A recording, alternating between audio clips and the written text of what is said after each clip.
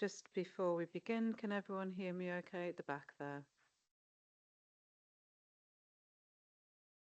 In terms of phones and laptops, etc., can you please make sure that they are switched off or on silent while the hearing is in session?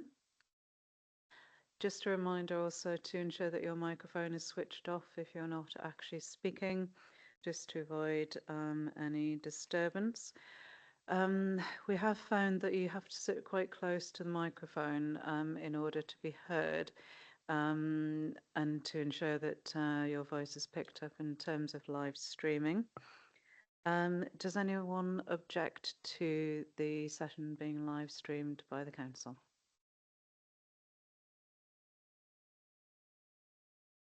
Are there any housekeeping matters from the council's point of view? In terms of fire alarms, there is no planned fire alarm. So if the fire alarm goes off, it is a real fire alarm. The fire exits are clearly signposted. The rendezvous point is Costa Coffee on the Broadway Theatre. Sorry, the Broadway. The toilet facilities are outdoor to the left-hand side, and refreshments across the seated area. Just from a housekeeping point of view, I believe that we do have access to the council chamber now till 5 p.m. Is that correct? Yes. Hopefully we won't be going beyond that, so it'll certainly help to focus our minds in any event. Just in terms of the procedure, the hearing session today will take the form of a structured discussion, which we shall lead based on the agenda, matters, issues and questions. Does everyone have sight of the agenda for today? We will try and bring you in at the relevant point, but if you do wish to make a point, please put your nameplate on edge and we'll try and bring you in as soon as possible. Just say you're in a bit of a blind spot for me there, so just wave your hand and I'm sure my colleague can draw attention to the fact if you want to speak. And just a reminder to be polite and respect each other and allow each other to finish and make their points.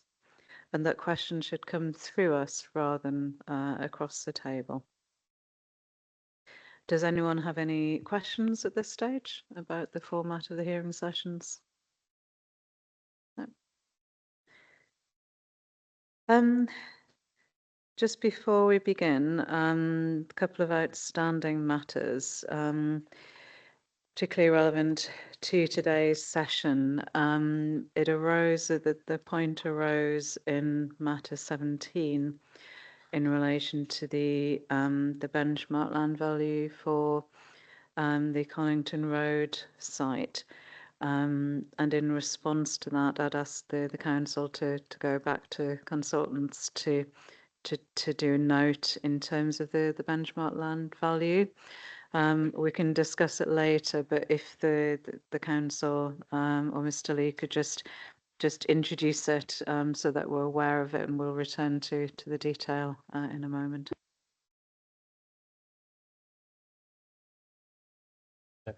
That's something point of yours. I think if you could just briefly introduce it, and then we'll return to the detail later. Yeah, thank you. So I wasn't at the discussion when the point was raised, but our points have been relayed to me by officers. In connection with Conington Road, there was a parallel drawn, I understand, with the Sainsbury's Bell Green site, and the question was raised why there was a difference. And the note just considers the fact that obviously the main difference is that the size of site is different. So the Bell Green site was trying to find the reference, 5.4 hectares, whereas the Conington Road site, when we did the study, I had understood it was 0.6 of a hectare. The note notes that the site is actually 1.53 hectares in size. So what we've done is to use the Sainsbury's Bell Green land value on a per hectare basis. That's £11.69 million per hectare. We've applied that to the smaller site size at Conington Road, and that results in a benchmark land value of £17.6 0.89 million. And the note then goes on to simply compare the residual land values of the scheme that's been tested on that site to the benchmark land value. Appendix 1 simply replicates the previous testing. And you can see about 2/3 of the way down on that table at Appendix 1, site 36, which is the Conington Road site, highlighted in yellow, that when you compare the residual land values of the site with varying affordable housing levels, so at 0% affordable housing, we can see that the residual land value is 64 million, and that goes down to 20.6 million with 50% affordable. All of those numbers are shown in green, indicating that they are higher than the benchmark land value of 17.89 million. Thank you. And I know that you know, the whole plan viability assessment looked at contained different tables depending on the sales value. Has that, and this is done on sales value 8,200 per square metre, have alternative scenarios been run in terms of different sales values as per the rest of the study? That they haven't, but if we want to look at that, we can do so with the other land values. So the numbers in the table won't be any different. So the only difference will be the benchmark land value figure. So if we go to, for example, table 612.3 in the studies, those are the value of 7,390 per square metre. And I don't think we turn this up now, but you can look at it later. We can see there that the residual land values at that sales value start at 47.9 million, with 0% affordable housing, going down to as low as 10 million for that scheme at 50%. So to a degree, there will be a difference. So if one was to assume lower sales values, then the red starts to creep across the page like it does on other sites. But there would be a point on that table at lower value where the scheme is viable. So you will have discussed in earlier hearings how the affordable housing policy works. It's applied subject to viability on a case-by-case basis, having regard to the type of scheme and the benchmark land value. Clearly, if there's a scenario whereby a scheme can't deliver 50% affordable, then it would come forward with a lower percentage. And that's clearly consistent with the London Plan approach, where you have the fast track threshold of 35% for schemes that can meet that, and for other schemes, a lower proportion based on a proven viability case at the time the scheme comes forward. Just to say, in terms of sales values, that the sales value that I adopted in that note that we circulated earlier is where we consider central Lewisham to be. So the £8,200 per square metre would be an entirely appropriate sales value for this particular site.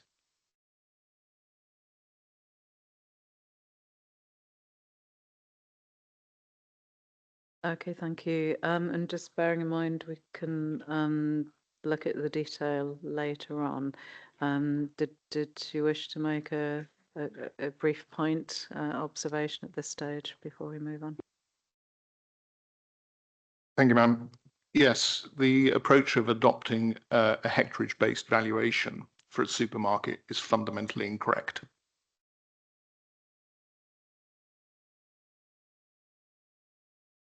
More than that, I don't believe it's consistent with 4.42 of the local plan viability assessment, which explains exactly how existing buildings are going to be approached in terms of the valuation of the BLVs.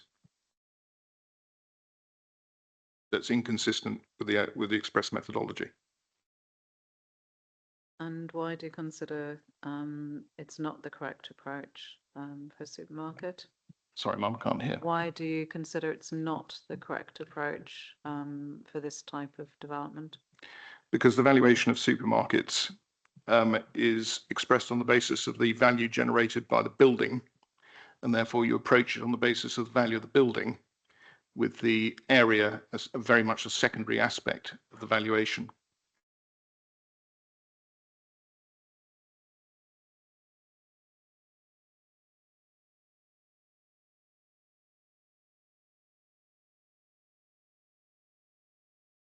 So the approach adopted in relation to Bell Green is consistent with that methodology, which is to look at the rateable value as expressed in the business rates, multiply it by the yield that's being applied, which is in this case is 6.5%, to determine a gross capital value. And that's what has defined the 61 odd million in the BLV. And that's not the approach that's being applied to this Tesco site. Mr. Lee, can you address those points, please?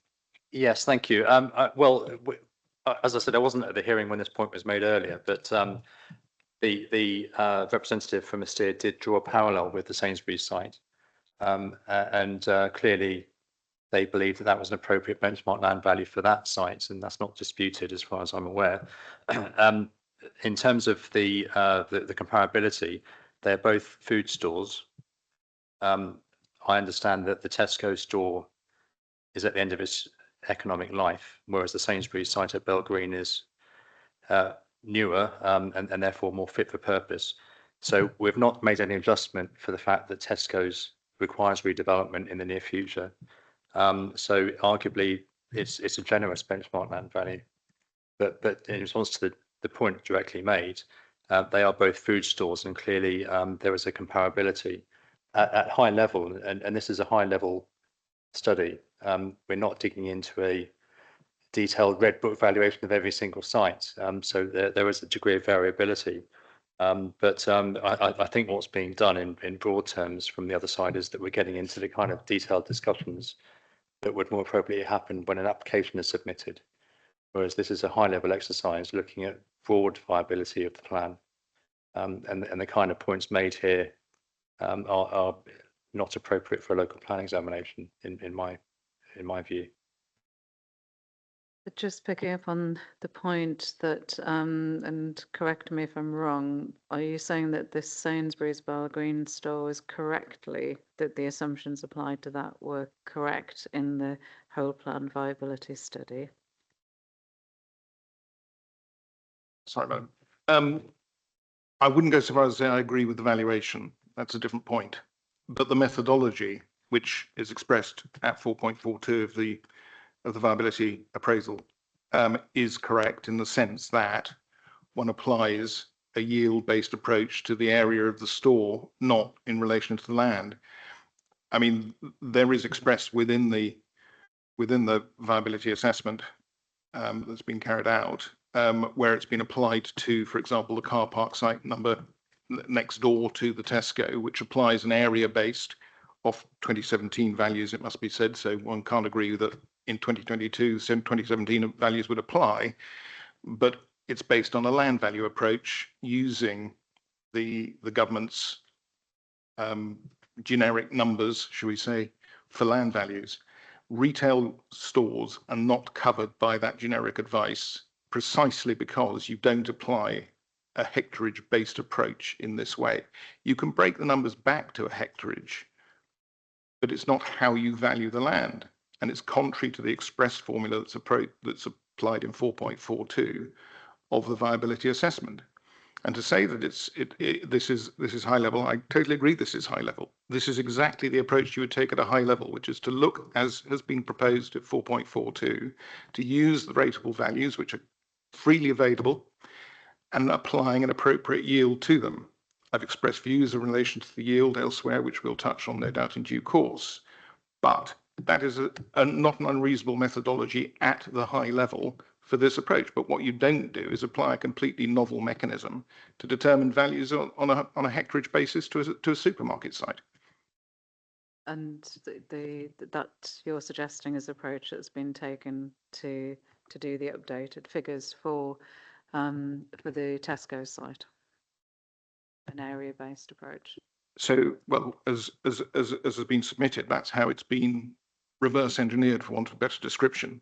But the reality is that the approach that appears to have been adopted in relation to Bell Green relates to the rent that's been generated from that site, with a yield adopted to determine a capital value, which, you know, irrespective of the specific inputs about rent or yield being applied, is a perfectly reasonable methodology to apply at the high level at this stage of plan making.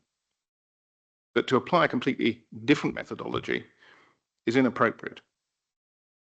I think, Mr. Lee, if you can just come back on this consistency point, you know, Yeah. and taking a maybe a slightly different approach to the Tesco site compared to Sainsbury's site. Yeah, I don't agree it's inconsistent because we've got two food stores which are of the same type of use.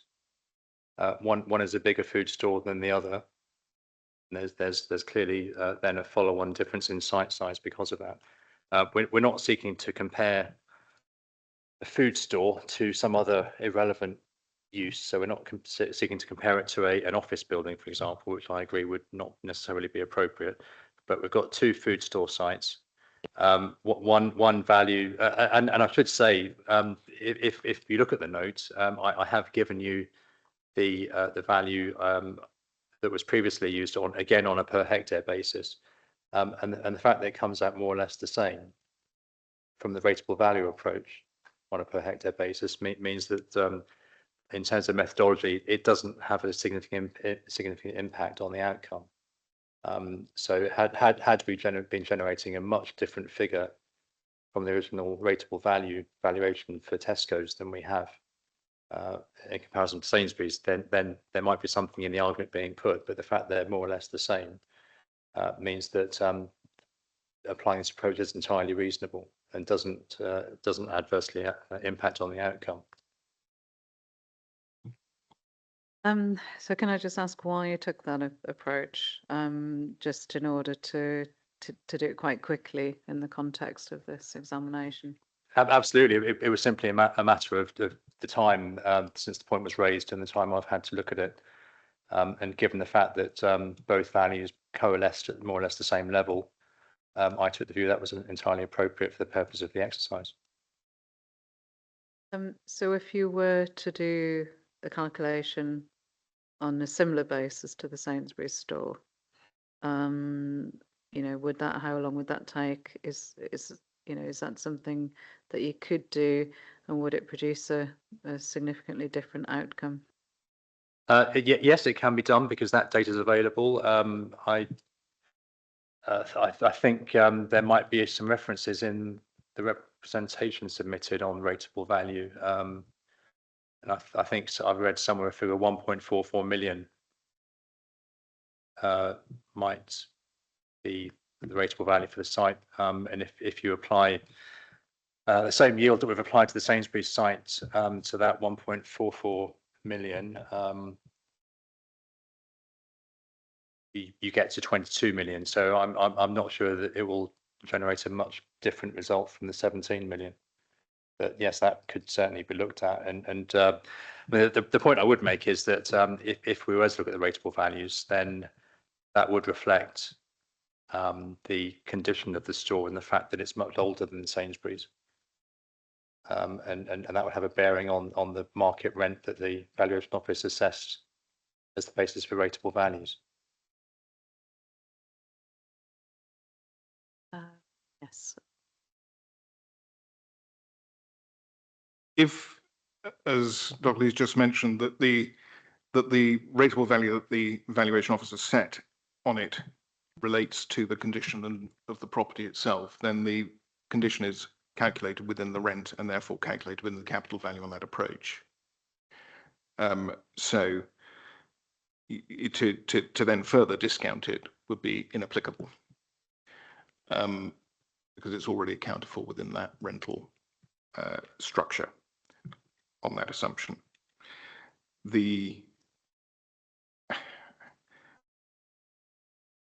I'll rest the point in relation to yields and other issues being adopted as to whether it makes a difference. But The fact is that we started off at 6 or 5 million in terms of the existing use value. We've gone to 6, we've now gone to 17, we're now going to 2022. It demonstrates just how inaccurately that was calculated in the original process.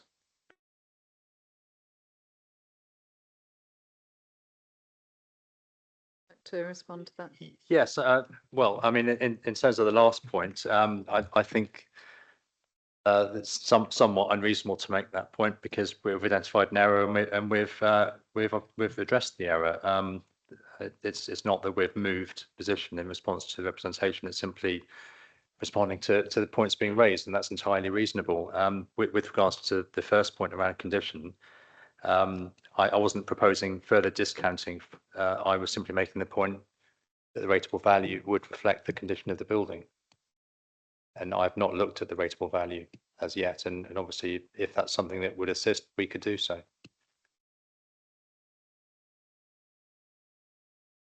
I think there needs to be consistency in the way that the store has been assessed, and in order to be consistent with the other sites in the study.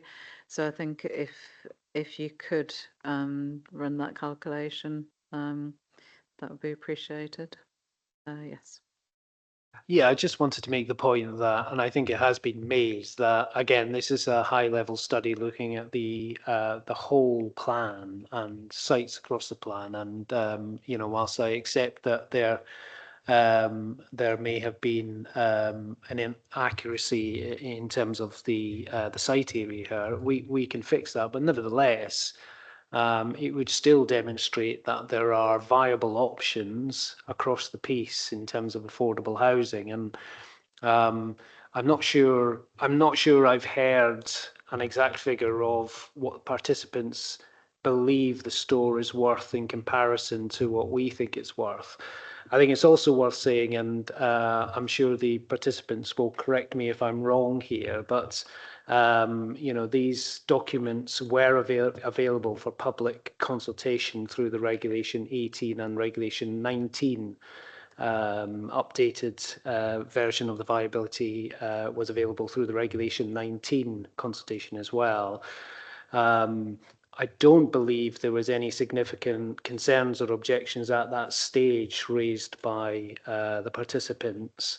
It's only come to light relatively recently that there is an objection to this. So I think it's worth pointing out that, you know, at that stage where reps could have been made and could have been considered in a more timely manner, those reps weren't evident.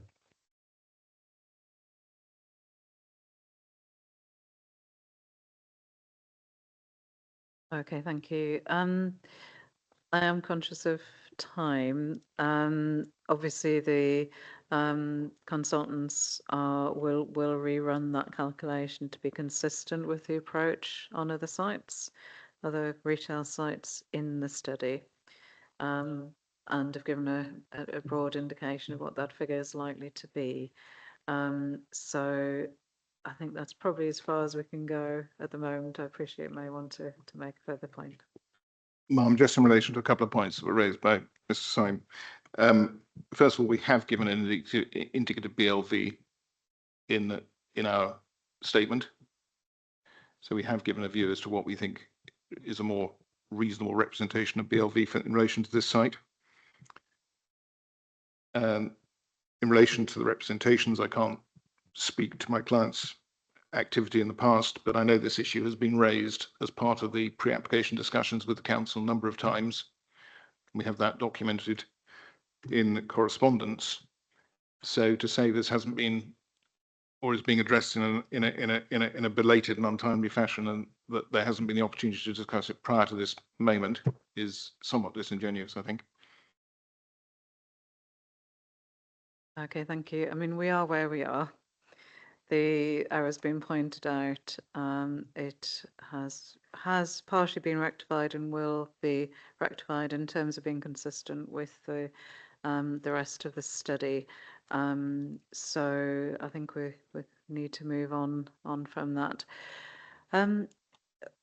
got a little bit sidelined there. I was going to raise another matter just while Landsec actually in the council are here. You're looking a bit worried there.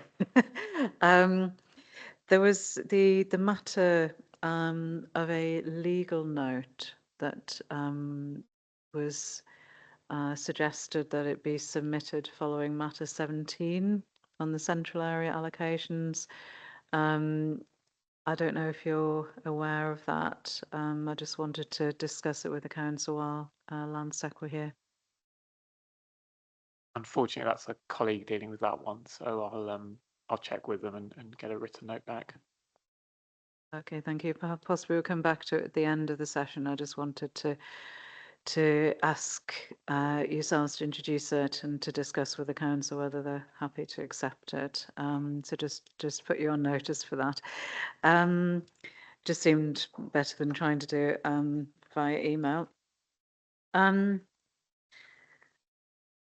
So we are here to discuss the whole plan viability assessment.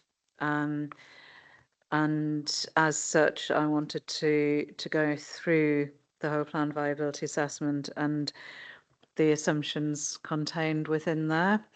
And starting off with the first question in terms of whether the local plan viability assessment has been subject to consultation and engagement with stakeholders to essentially sort of sense check the assumptions within there. And if so, how have those representations been taken into account? And where is that evident in the study?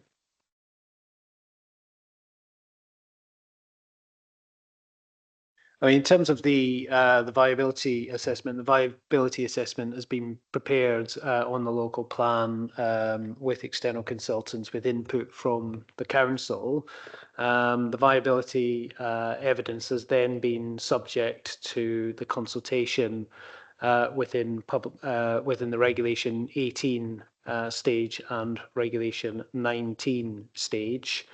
And then obviously we have in terms of the Regulation 18 stage, there were a few issues that have been raised and those have been considered through the process. There's been no direct stakeholder involvement within the viability assessment as such. I'll hand over to Anthony to explain the process. My understanding is that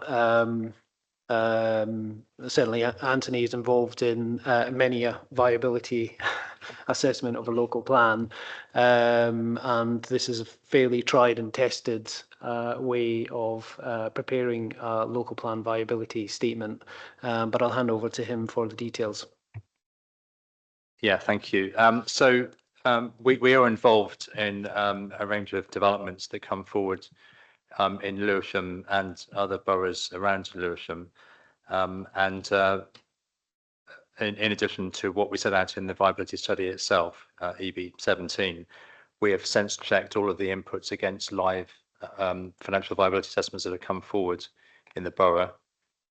And there is often a range of robust discussions on the inputs, and there are a lot of people employed by the developers to submit FVAs, and then they're scrutinised for the council by ourselves and others, and there are therefore there's a range of inputs, so there's not a fixed definitive input for all of the assumptions in the study. But what we've done is we've sense checked what we've done against those live schemes, so live applications that have come forward, and we have in most cases adopted a middle position, or something that's certainly not on the optimistic side, but something that is reflective of what has come forward over the last few years.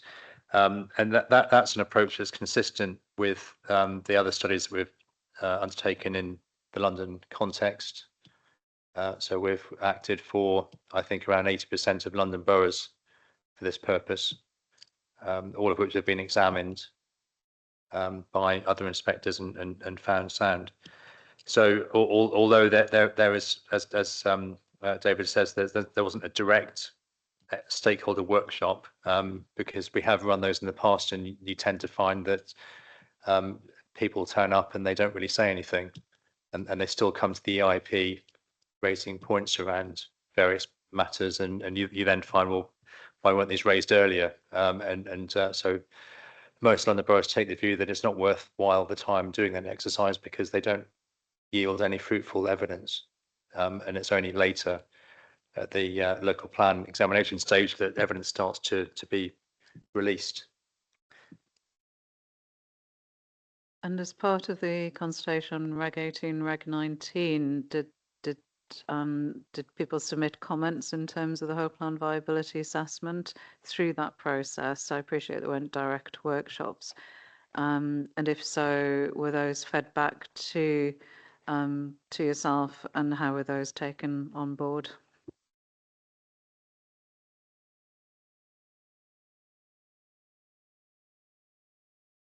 Yes, in terms of the regulation 18, obviously there were some comments on the viability assessment. Landsec, for example, commented on that, and those were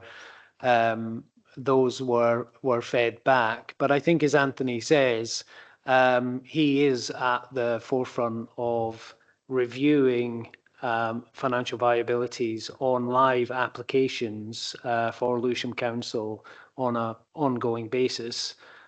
He is part of the team that are the external consultants acting on behalf of Lewisham Council to review viability assessments, and therefore, you know, they have a very good sense of the live issues, the assumptions that should be applicable through the viability assessment. So, you know, we've obviously done the update and the review following that Regulation 18 consultation.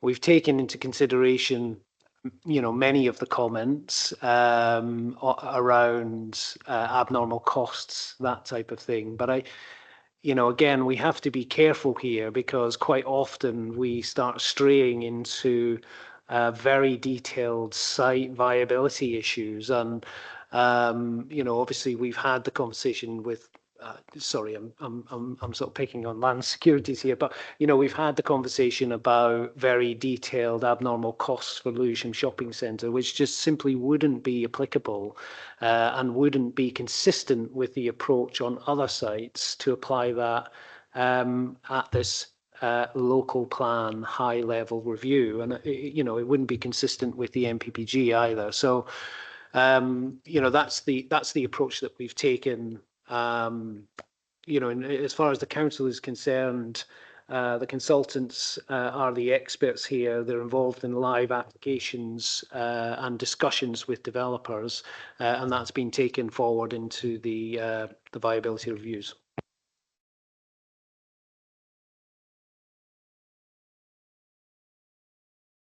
So the points raised in response to the viability appraisal tended to be more site-specific points rather than about the assumptions behind the study as a whole. Yes, that's correct. Again, it was very focused on, you know, abnormal costs associated with their sites, or you know, particular values of existing buildings, etc. But there was no, as far as I'm aware, I'm looking to Carol here, but as far as I'm aware, there was no overarching objections to the methodology or the assumptions, the broad assumptions that we had made through the viability assessment. If I can just briefly come in and speak to the Regulation 19 responses in totality, as the inspectors may have been aware, my colleagues and I read through every single one of them when they were submitted. My colleagues and I provided responses to every single one of the Reg 19 responses that were submitted. Those those responses are word for word.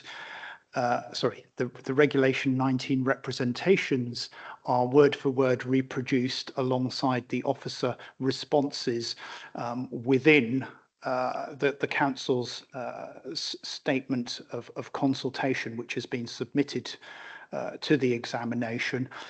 There are within that table 31 references to the words viability assessment. They mostly appear in the council officer responses. As David has outlined correctly, they focus on the typical issues that those with an interest in the local plan will have around the provision of genuinely affordable housing and securing the sufficient flexibility to take viability into account, around the provision of low cost and affordable workspace. None of those questioned the approach taken in viability assessment, in whole plan viability assessment process. Indeed, some of those comments were not objecting; they were supporting the council's approach on this matter. I sort of pick out actually the one that's directly in front of me, Bellway Homes and Peabody Developments, who were broadly supportive of the approach that was being taken by the plan around this matter. Thank you.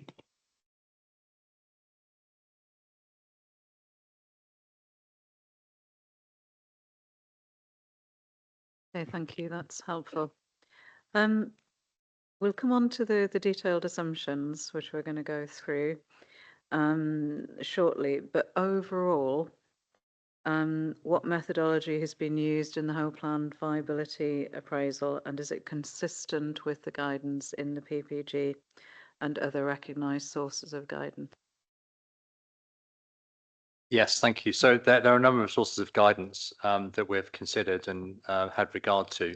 So the first one and primary source of guidance is the planning practice guidance, which sets out the broad approach for comparing the residual land values of a range of typologies to reflect the types of sites that might come forward in a borough over the plan period, and running those residual valuations to reflect the policies in the plan, in the draft plan, and then comparing the residual outputs to a series of benchmark land values, which again reflect the types of site that might come forward over the plan period. In a London context, obviously, you've got the fairly complex interaction between benchmark land value and residual land value is very different from a district council where there are fairly homogeneous greenfield developments on greenfield land. That's far more straightforward to deal with, both in testing terms and development management terms. In a London Borough context, you've got this complex interaction between varying benchmark land values and varying types of scheme that could come forward, ranging from anything from a 2-story house up to 30-story tower block with very different economics between the two, which is why I'm sort of straying beyond the question now, but that's the underlying context for the London Plan fast track approach, whereby you have 35% threshold to incentivize developers to deliver 35%, but recognizing that that's not always possible, and that there is a viability tested route for those that can't meet that level. So PPG, second source of guidance is the RICS practice statement for viability testing, and that refers back to the NPPF. So it recognises that the NPPF is the primary document, but it provides further detail around how one should go about testing the viability of local plan policies. And then the third source of guidance in London is the Mayor of London's Affordable Housing SPG 2017, which gives further guidance on how viability should be approached. To a degree, that's been rather superseded by the planning practice guidance, which now coalesces in terms of methodology and practice with what the mayor was saying in 2017. Although at the time, the old PPG took a very different approach in terms of how land value was treated. So those two documents are now more or less aligned. And in terms of compliance with all of those documents, the local plan viability study complies in full with all three documents and the approaches set out.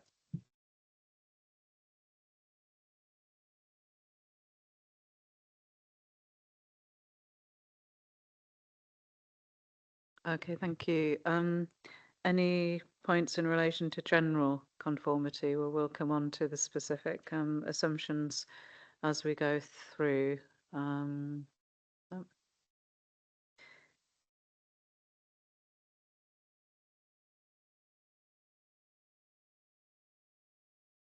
Right, okay. What I was going to suggest, as we go through each of the assumptions, if you, I'll be asking the council and yourself to explain, you know, the approach taken. It would be really helpful if you could then link that back to the guidance to say how the approach to each of the assumptions complies with the guidance. So just bear that in mind as we go through. So just starting with residential sales values, how is that approached in the study? Obviously, looking at an area across a whole, an area as a whole, a borough-wide assessment, you're looking at averages across certain areas, recognising that the nuances around particular micro locations may not be fully reflected, but it's an area-wide study. And we looked at all of the sales values recorded in the borough over a period leading up to the work being undertaken, and then grouping those by area, postcode, subsector, to arrive at a broad average of values, and they're shown in the map at figure 2.15.1 of the study to try and identify where there are differences between values across the borough as a whole. In terms of approach, the RCS guidance on comparable evidence requires us to look at transactions of individual units in order to arrive at an indicative value for this exercise, and that's again consistent with the PPG requirement that we use standardized inputs. So we're not necessarily looking at the micro locations and the particular aspects of certain buildings and what amenities they have, but it's looking at on a standardized basis across the borough as a whole, and that's consistent with the PPG requirement. And when you say looked at residential sales values, was that of new build schemes or sort of second-hand market, or a bit of both? It's a mix of both, because in some places, in some parts of the borough, at certain points in time, there aren't new build schemes available to look at. So if you relied upon new build only, there'd clearly be significant gaps in the evidence base. So one has to look at second-hand, recognising that that might slightly understate the sales value because you've got a whole range of units being sold, some of which may not be in good condition, others may be refurbished recently, and a whole mixed bag of houses and flats being brought forward. But that's really all you can do where there aren't the sales in new build schemes available. So it's a mix, recognising that it's not perfect, but that you have to work with what's available.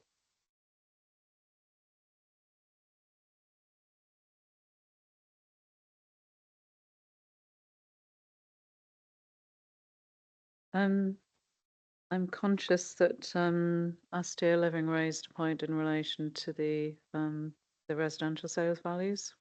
Did you want to raise that now? Yes, ma'am.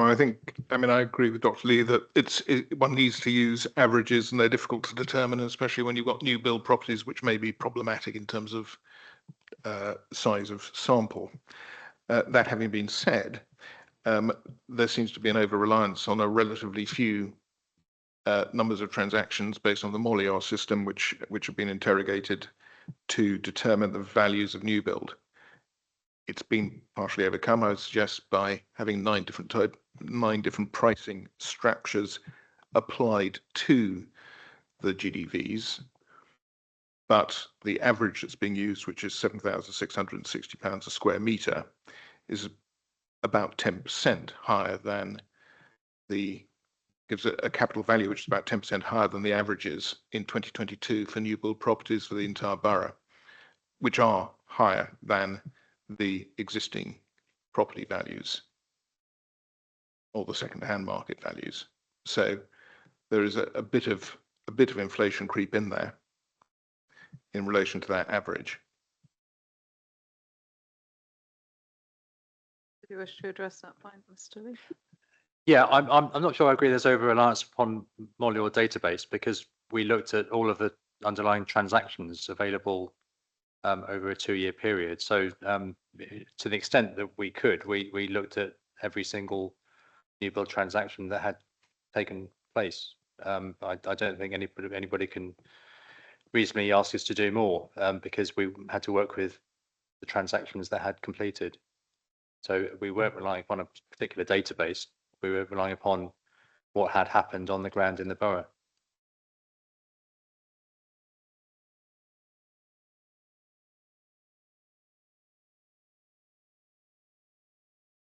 I don't know, how would you suggest a different approach?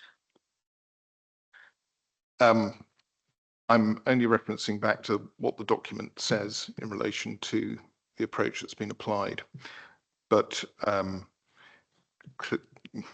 let's put it this way, my averaging of those numbers has come up with a different number.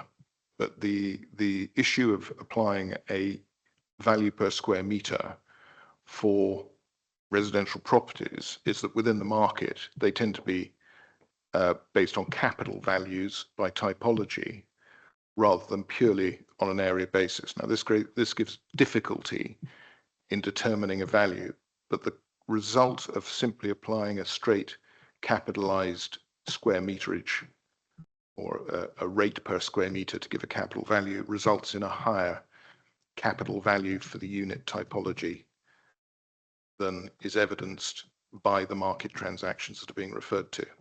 And I reference that in my statement, giving the figures and the evidence and the sources. So it's entirely appropriate to use a collective methodology like that, but you can't use it in just one form. You've got to continuously reference it back to the actual capital values being achieved. I think the second issue in relation to values is the indexation that's been applied and the growth rates that are being applied, which should test the viability over the lifetime of the plan. And I've made points in relation to the adopted inflation in relation to house pricing that's being assumed in terms of the viability. And I can go through it in detail if you'd like me to, but I suspect that it's all in the statement. Did you want to respond to that? Yes, thank you. I would say that we can split hairs about how one translates a series of data from certain schemes to a broad average for the purpose of the assessment. But we did also, as I said at the outset, we did also consider the values being advanced by developers on individual scheme FVAs that were submitted throughout the time we were undertaking this study. So there is a sense check against what developers consider are appropriate values for their particular schemes. And again, yes, I accept there will be differences between schemes based on their particular composition and their particular mix of units and how that relates to the mix of housing sought in the plan. But again, it's a high level assessment. We're not undertaking a series of individual planning application FVAs. If we were, it would be a far longer document involving detailed design work, site investigations, and all of the documents that support a planning application. That's not the purpose of the exercise. It's a high level sense check on the emerging plan policy.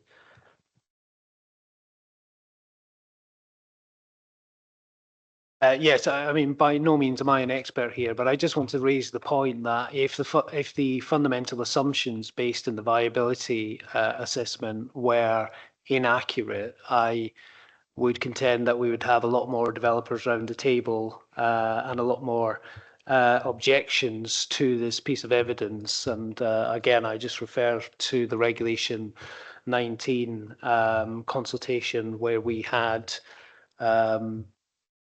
no objections to the principles and the assumptions. Now, again, I just want to make the point that, you know, if this was fundamentally flawed and was an inappropriate set of assumptions, then we would have a lot more developers around the table challenging that.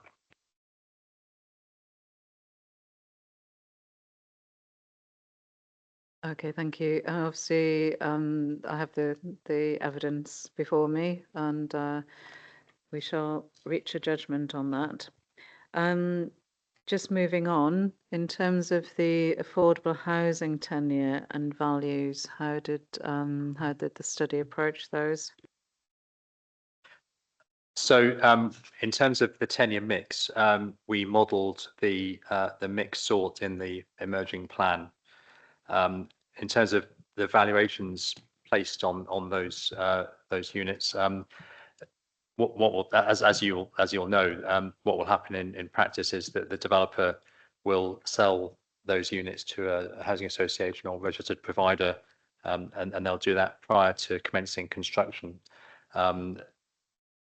They will agree a price, and what the RP will do is they will look at the rental income over a 40-year, typically a 40-year period.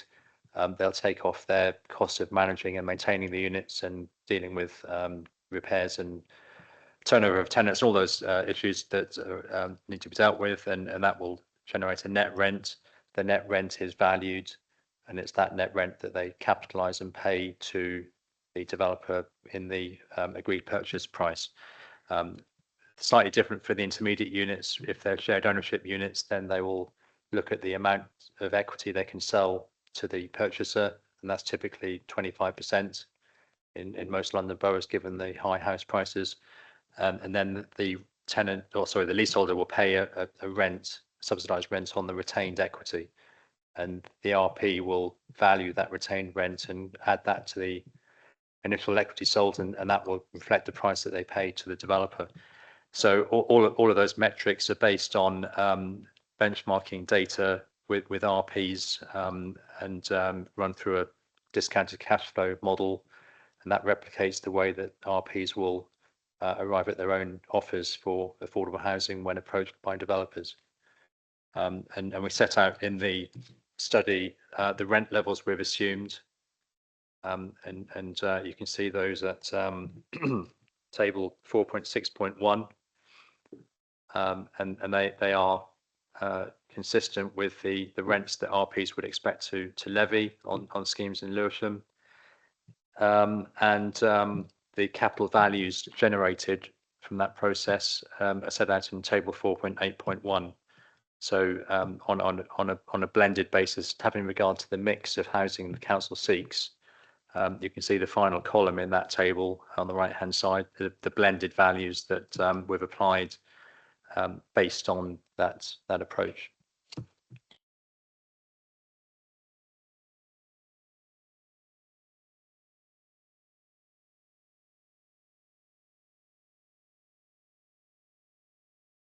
Thank you. Well, I'm not going to challenge the values that are being put forward in relation to London affordable rents or affordable rent products. Just make the point that the London Mayor has just confirmed that they're not supporting London affordable rent as a grantable product anymore. They're looking at social rent only as the alternative, and therefore which has a negative impact on affordable housing values to a developer, and as a consequence that will have a negative impact on viability going forward.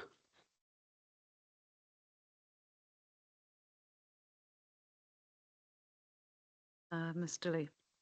Yes, thank you. 2 points in response. First point, We don't assume grant funding in the study, and the default position is that boroughs don't apply grant funding.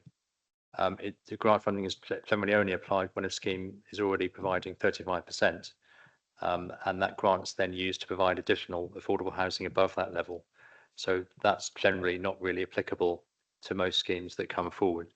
So that's the first point. Second point is that notwithstanding what the mayor says about London affordable rent and social rent, London boroughs can still secure the rented element as London affordable rent, and most boroughs do have in their plan, their adopted plans, the flexibility to do so, so they can seek either social rent or London affordable rent, and they can decide on the basis of the viability of individual schemes what's most appropriate.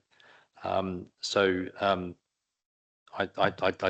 think that has a significant bearing on the Lewisham plan. I don't think many schemes would be expected to secure grant funding, so wouldn't have to go down the social rented route. So the study hasn't assumed that there would be funding available? No, so the study and all its outputs are purely on a no grant basis. So clearly, if grant is available on a particular scheme, it might be the case that the rents need to be social rents, not London affordable rent. But the grant funding that would be put into the scheme would presumably offset some of the capital value reduction from units being social, not London affordable rent. So you'd broadly end up in the same place. But to be clear, we're not assuming grant is available.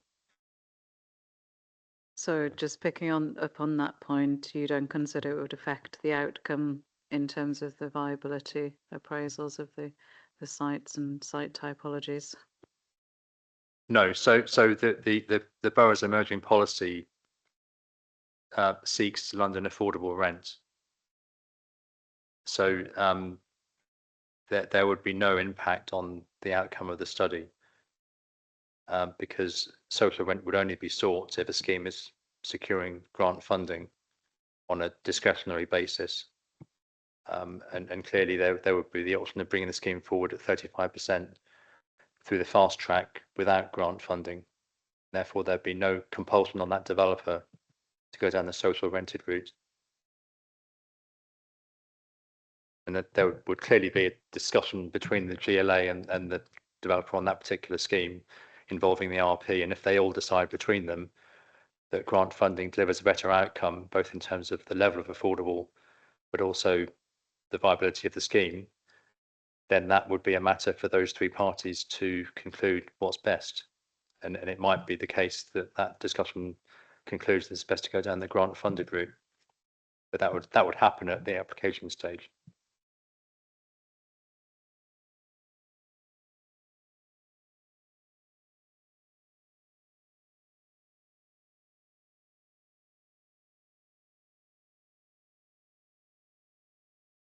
Okay, thank you. We'll come back to development typologies. That seems to be a little bit out of sync there.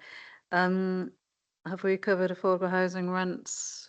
I've got per week on the agenda. A specific assumption in relation to affordable rents.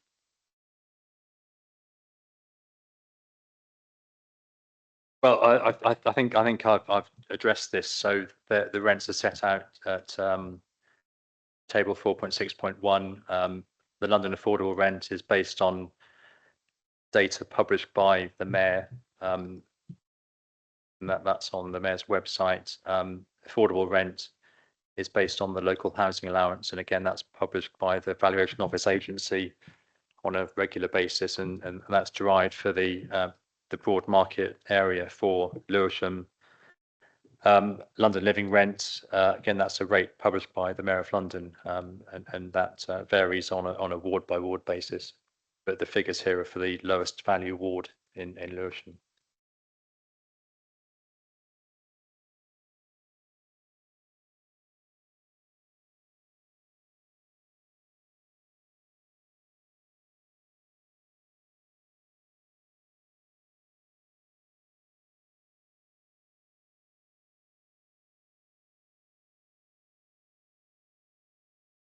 Thank you. Any further points on capital values of affordable housing? You happy we've covered that? I don't think so. I mean, as I said, that mirrors the approach that would be reflected by an RP when looking for new Section 106 stock. So it's the product of looking at the gross rental income less the costs, less financing costs, capitalised over a 40-year period.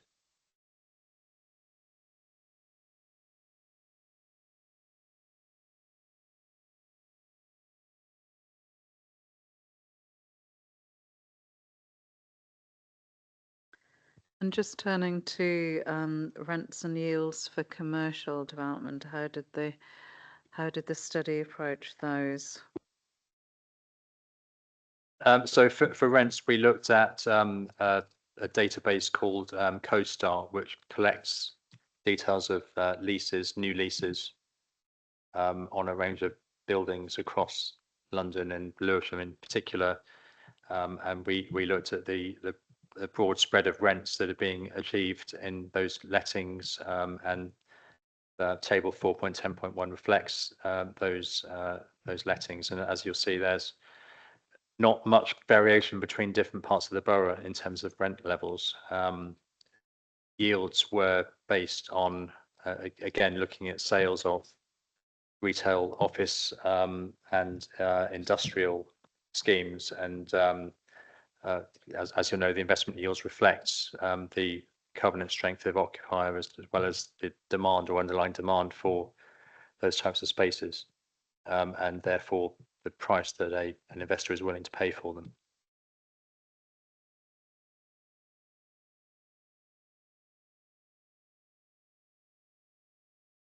I believe that Austere Living had a point on this. Yes, Mum. The two points really. One is that in relation to supermarket yields, the yields appear to be significantly softer than the market rates that were being quoted at the time in 2022. And the second point really is the spread in relation to the before and after. So whilst it appears to be a minute difference between 5% and 6.5% that was applied to the EUV, it represents a 30% differential in value, which is a huge differential between before and after, effectively. Can you just explain that again, please? Yes, ma'am. So the way in which yields are applied to rents is the rent represents a percentage of the capital value. So I'm trying to think of a way of expressing it in a straightforward way. But broadly speaking, the rents represent the amount of money that can be generated from the site, which you capitalize by use of a yield to create a capital value. The yield that's applied is effectively a measure of risk in relation to the certainty of that income. When you have a good tenant in a good location, you tend to have a much smaller number as a yield, which when you divide that percentage into 1, effectively gives you a greater multiplier in terms of value. So the smaller the yield, the higher the capital value. So by taking a 1.5% reduction in the yield from 6.5% to 5%, it results in a 30% differential of capital values. So something that's, for example, at 3%, compared with something at 6%, is twice as valuable in capital terms for the same certainty of income.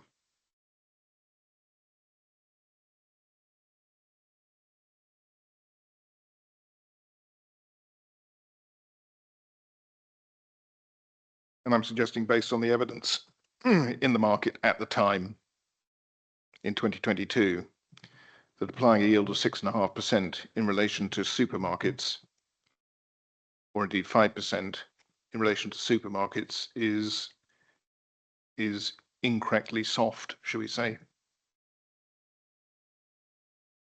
And when that feeds through into the calculation of BLV, it results in substantially higher BLVs than are presented both on Belgreen or Tesco sites. Thank you for that explanation.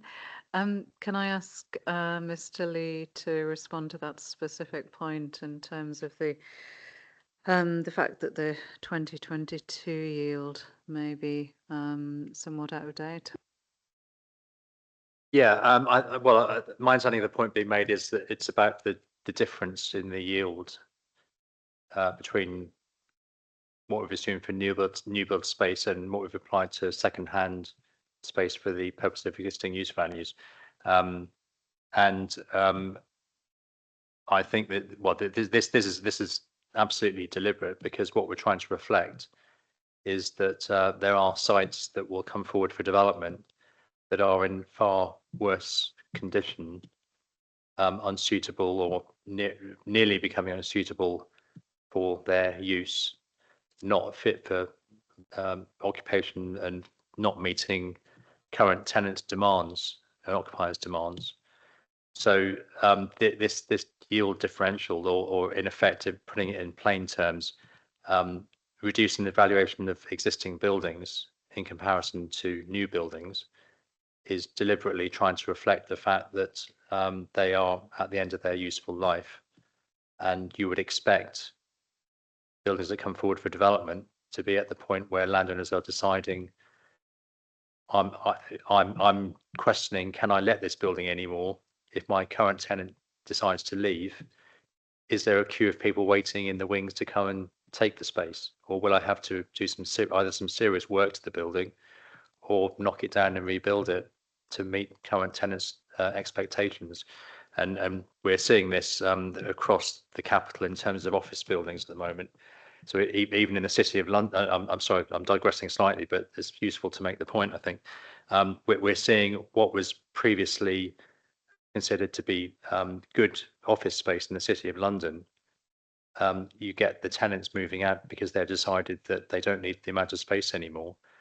And some of those landlords are finding they can't let the space anymore because it's simply not meeting the expectations of tenants. So they're having to do some fairly radical changes to their buildings to make them lettable. So the yield differential, or in other words, reducing the valuation of existing buildings compared to new buildings, is deliberately reflecting that dynamic in the market, that tenants do expect better space and better quality. They expect to have buildings that meet current EPC ratings, to meet their ESG objectives. So not occupying buildings that are emitting lots of carbon, so that they can put in their reports, well, we're meeting our carbon neutral objectives. All of those factors come into play in depressing the value of existing buildings in comparison to new high spec modern buildings that meet current expectations. And that this is simply a reflection of that dynamic in the assessment that we've undertaken. That's the first point. Second point is to make that Sainsbury's as another supermarket operator have not raised any objection to the yield differential between new space and existing space. So I think that indicates that another major supermarket chain has no objection to this approach, and they recognise the dynamics in the market, that you would expect a lower value to be placed on an existing and dated supermarket in comparison to a new build supermarket. And would this be a standard approach? Is this an approach recommended in the guidance, for example? There's not an explicit point on this in the guidance, because that's the point that's left to the discretion of the particular practitioner who's undertaking the study.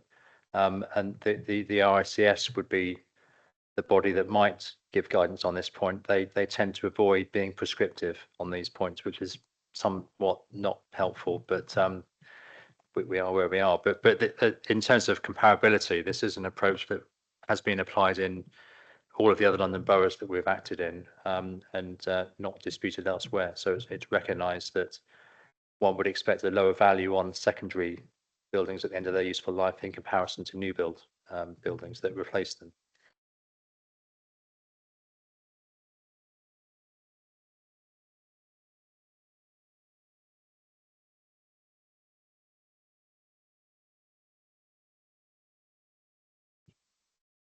To make a point on that? I mean, I'm a registered valuer by profession.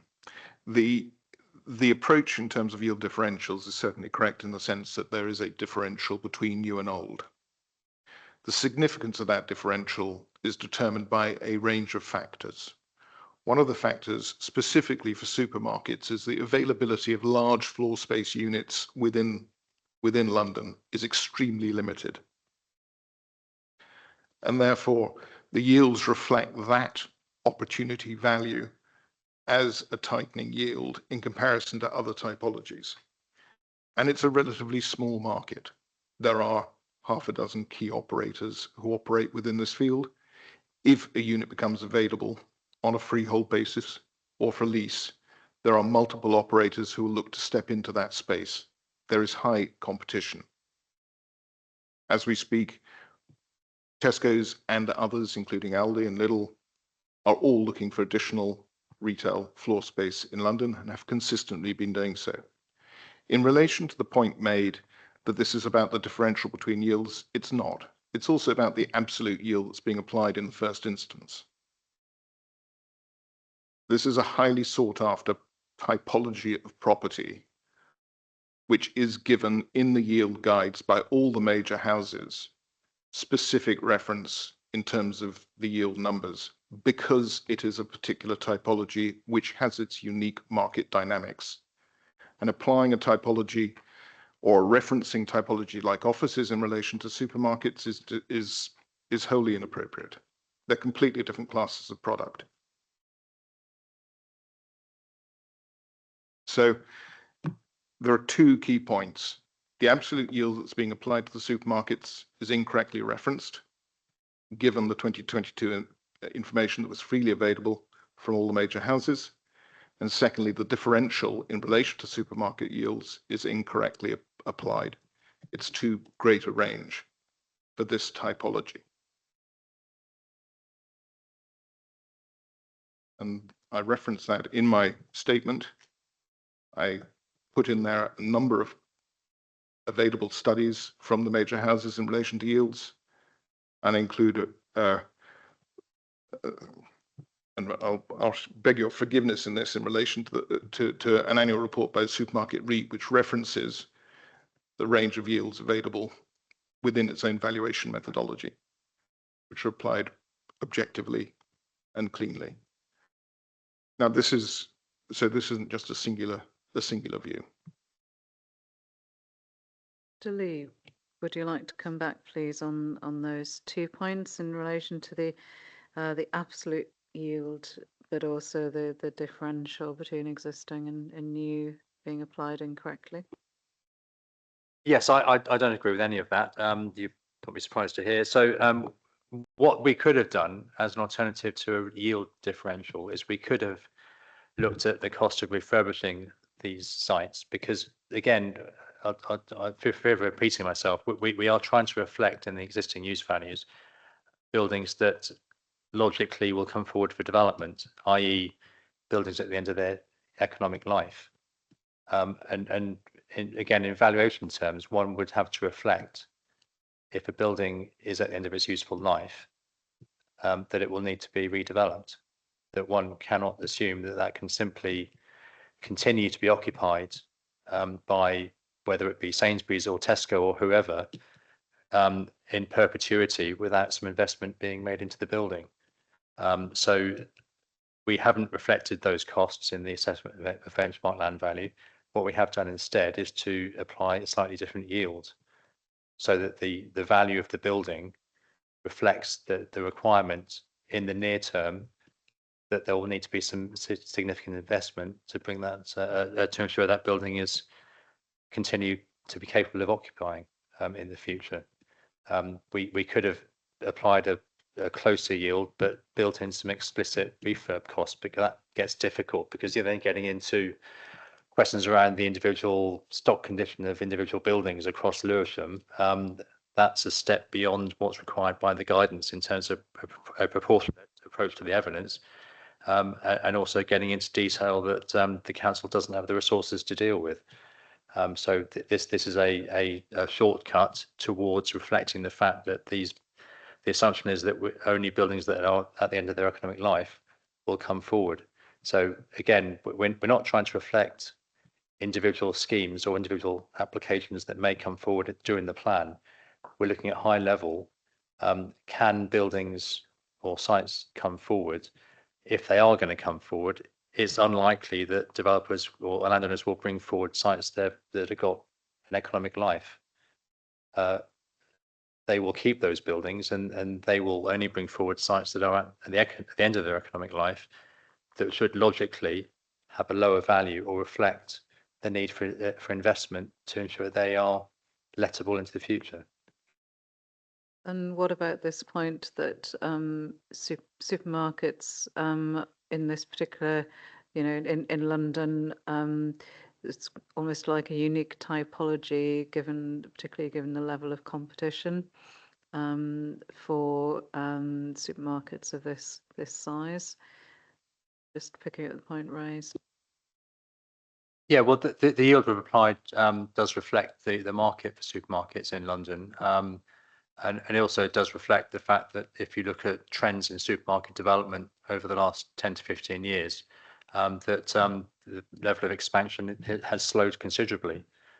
So had we looked at this 15 years ago, I think there may have been some weight to the argument, but supermarkets are not expanding at the rate they were 15 years ago.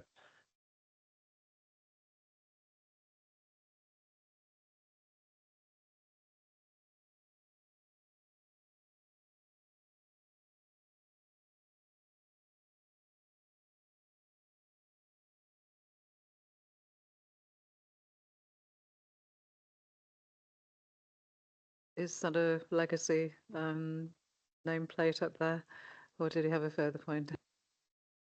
No, Mum, I've got a couple of points just to raise in relation to that. One is that the yields that are applied are current yields, or the yields that were current in 2022.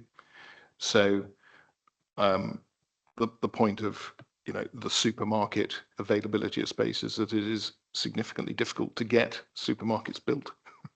That's why there's been a massive decline. But that's be that as it may point, and will require a much greater body of evidence than is being presented in this sense. But that's the reality.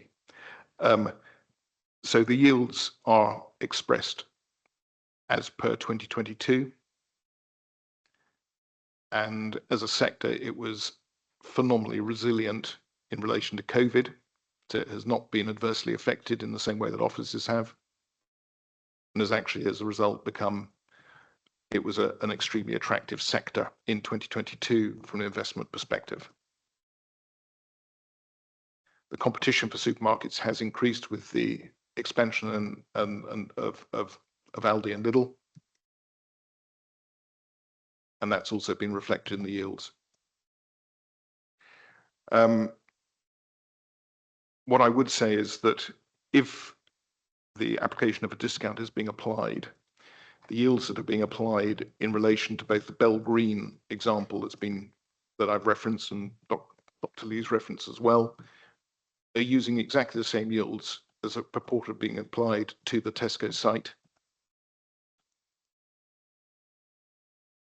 And therefore, if the BLV in relation to Bell Green is reflective of a different in-store typology in terms of age and usefulness, etc., then it's not being reflected as a differential in the applied yields within the LPVA.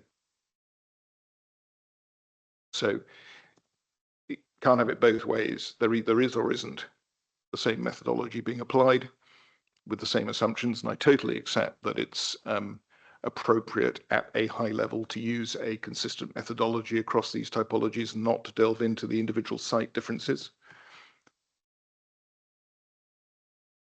but that's not reflected in the LPVA as it stands at the moment. That a differential. There is a consistent approach being applied, but it's not being applied in relation to Tesco, let's put it that way, or the Tesco site. So I'm not sure I can add any more to that. I mean, I've put in details in the statements as to where the evidence is drawn and where it sits. It's, I think, abundantly clear. Mr. Lee, did you want to respond to that in terms of the consistency issue between Sainsbury's and the Tesco's? Yeah, yes. Well, the study had applied the same yield to both benchmark land value for Sainsbury's Belgreen as has been applied to Tesco. So in terms of comparability, they have been treated in the same manner. In regards to the point on yields, more generally, I think the Boyer representation says that yields for supermarkets are or were 4.75%, and our study applies a yield of 5%. So I don't think we're talking about something that's a million miles apart. And this is obviously for new build space. So you'd expect the yield to be better for new build space than you would do for secondary space for the reasons I've already identified. But in terms of how the two sites have been treated, Sainsbury's and Belgreen, Sainsbury's and Connington are treated in the same way in terms of the secondary existing spaces.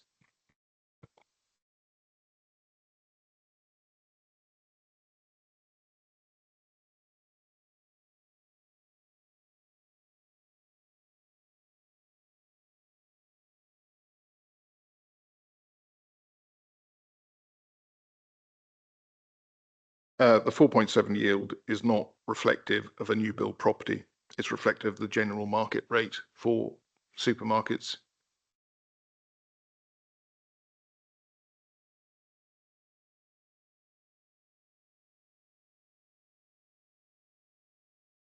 Well, again, for fear of repeating myself, as for the points I've addressed, in a study like this, one has to reflect the kind of sites that we're trying to target, which is the secondary sites that are at the end of their useful life, and therefore that has to be reflected in the value that one applies for benchmark land value.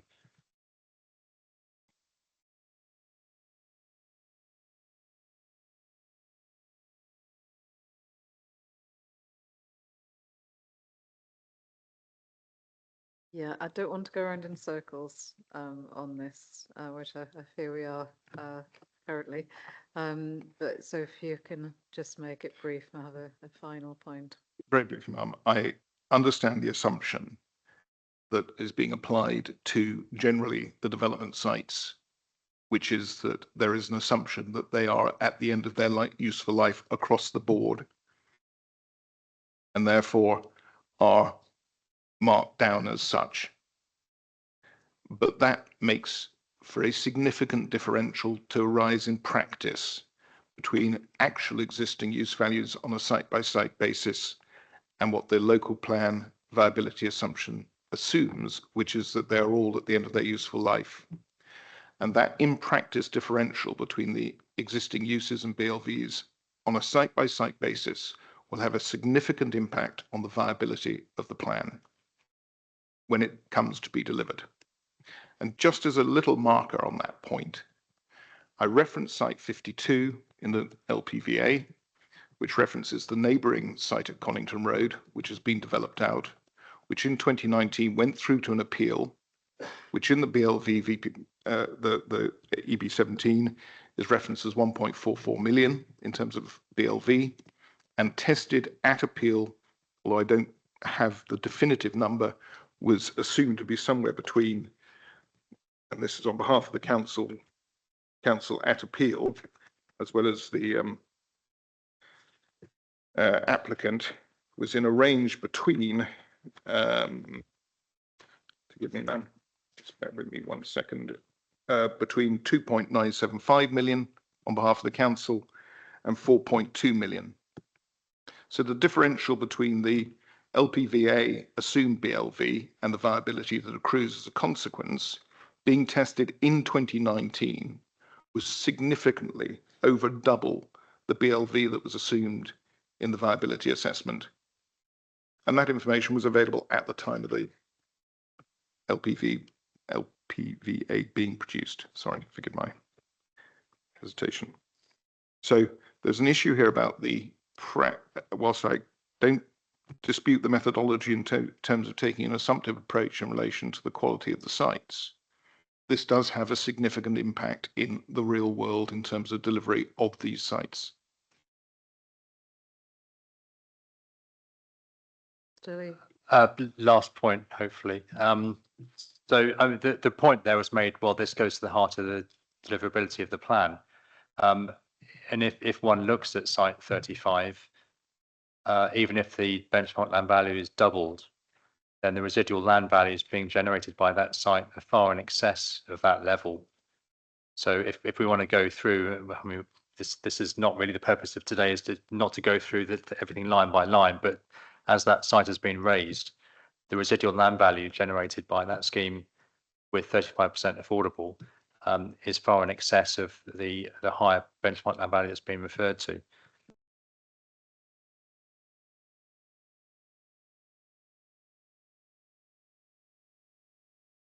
Okay, thank you. As I say, I feel we are going around in circles, but I have heard representations on both sides.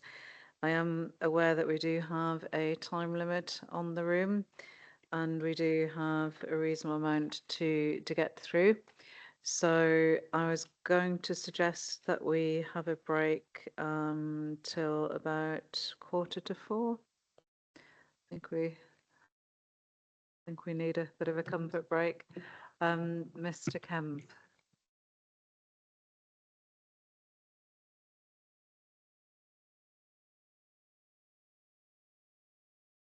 Okay, that's probably not going to happen where we are in the agenda. I know there were attempts to secure a different room. Is that I been can successful? continue to pursue that.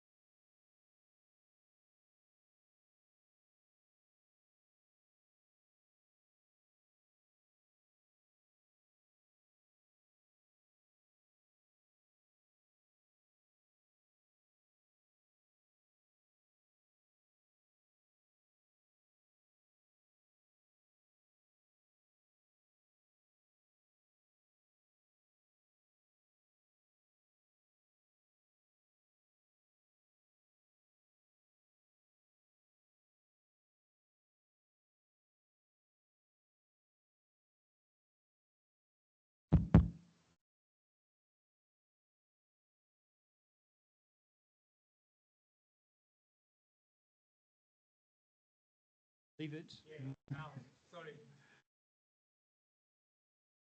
Machine happy.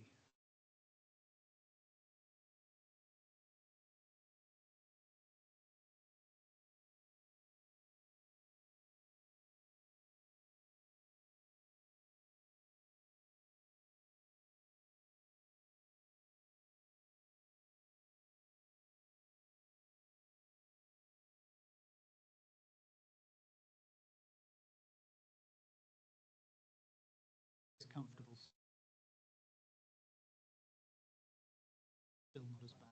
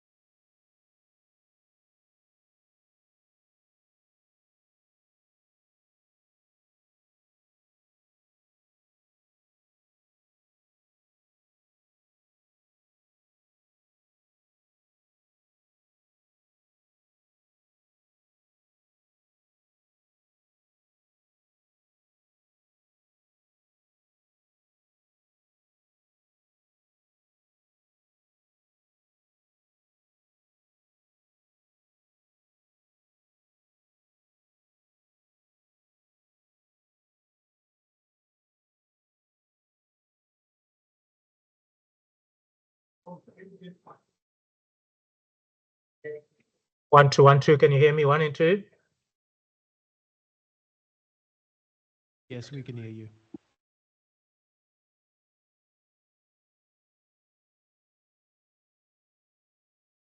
Okay, welcome back, everybody. Thank you for rearranging the room and doing so very quickly.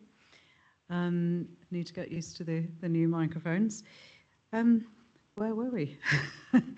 I think we'd reached build costs in terms of the assumptions. So can I just ask the council to set out the assumptions made in terms of build costs in the study, please?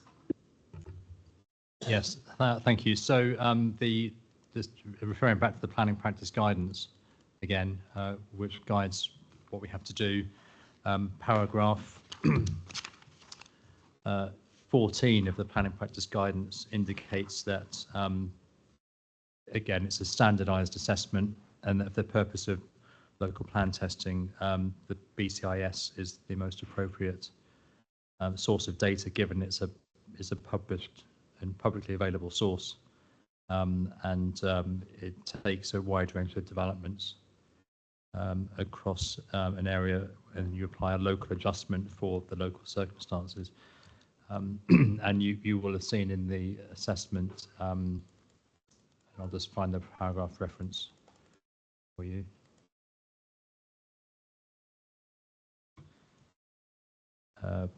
Sorry, my document is frozen.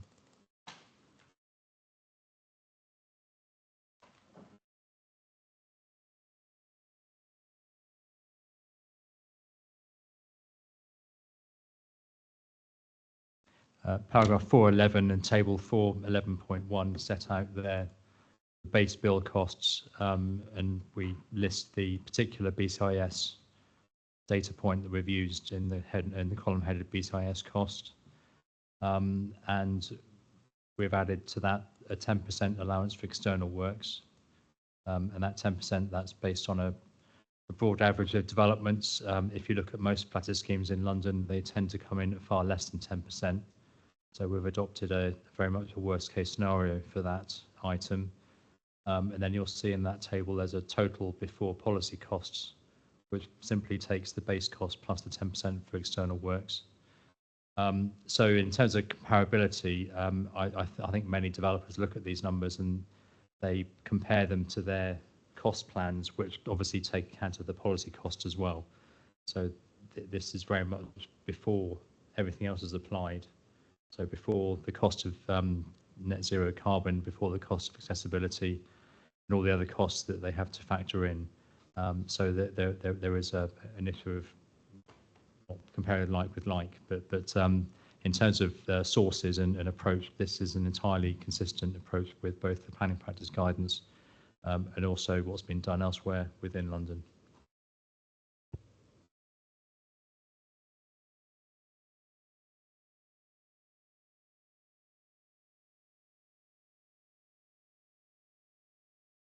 Okay, thank you. I believe Astia Living had a particular point on here. Thank you, Ma'am. I'm not going to dispute the build costs. They are what they are, and they will be what they will be at the point that an application is considered.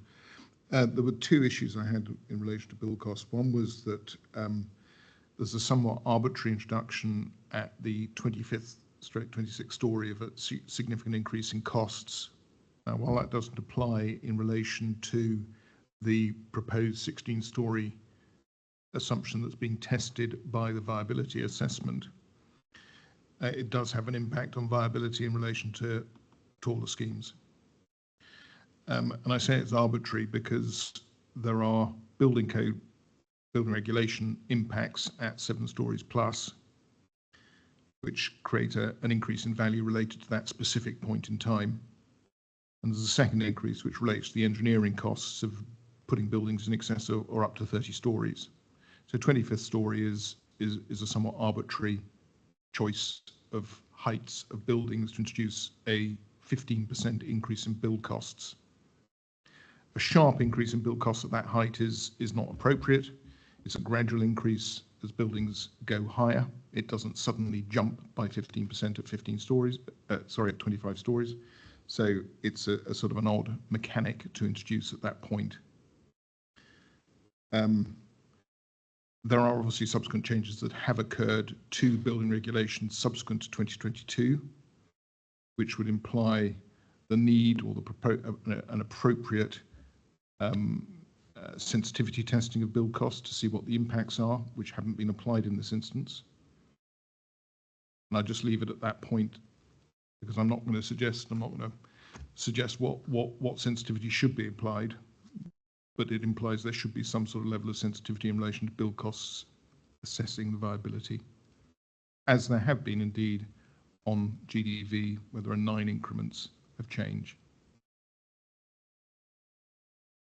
And what's the council's response to that? Not quite clear about the 9 increments of change point, but I'll come back to that in a second while I think about it. So yes, there has been obviously a change in fire regulations since the study was undertaken. I don't think that's a cost point. It's more of a gross to net point. So there'll be a slightly smaller, potentially slightly smaller net area in comparison to gross area within a building to allow for a second stair core. So that's not necessarily about the rate of build, it's more about how much gross space you have in comparison to net. And I accept that there is an impact on residual land value, because if you have less net space that you sell compared to the gross space that you build, then there'll be higher costs in relation to the same or a lower amount of saleable space. So yes, there will be an impact, but that's not something that's been tested. And I think when you look at individual schemes coming forward that correct that issue, that have been consented before the fire regs were amended and they have subsequently dealt with them, the actual impact is relatively small in terms of the differences between net and gross areas.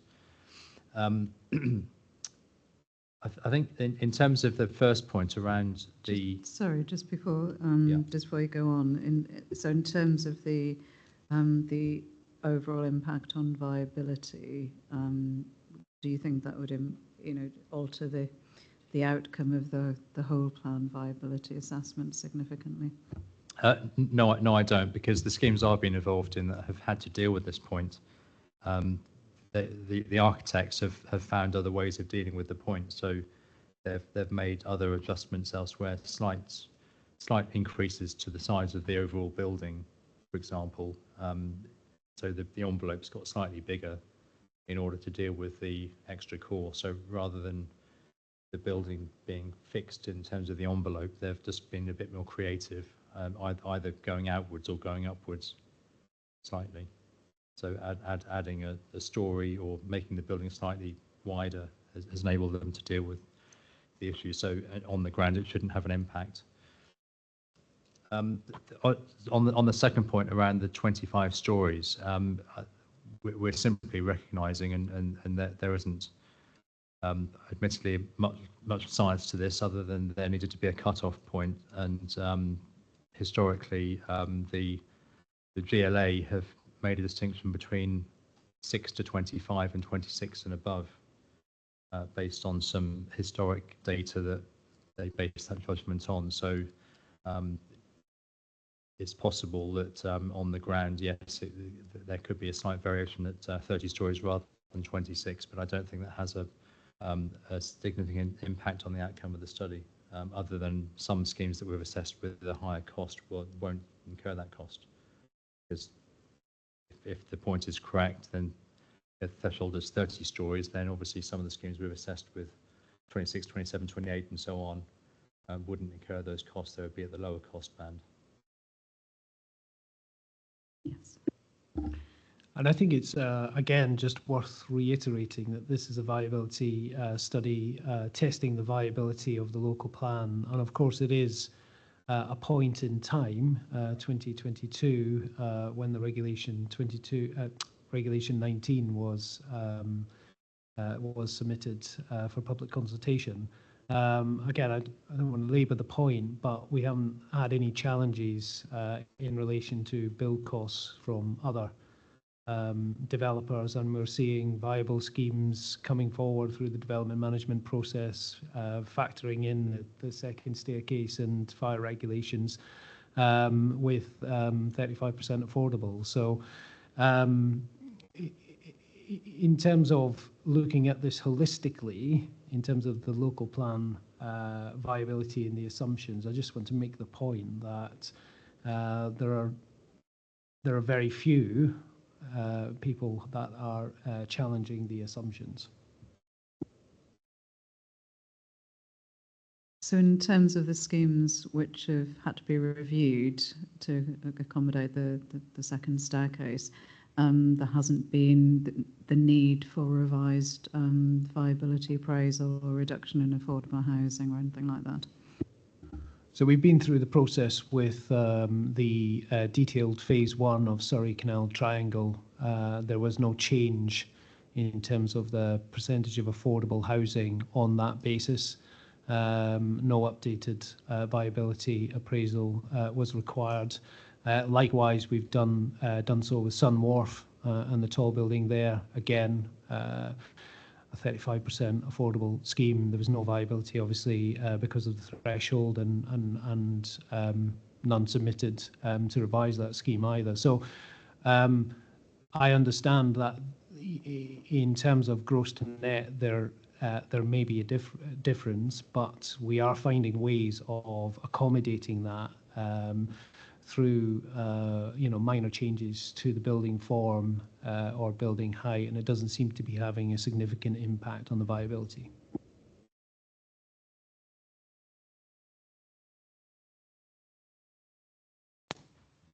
Okay, thank you. Moving on to zero carbon and BREEAM. Can the council just say how they've kind of what assumptions they've made on that, please?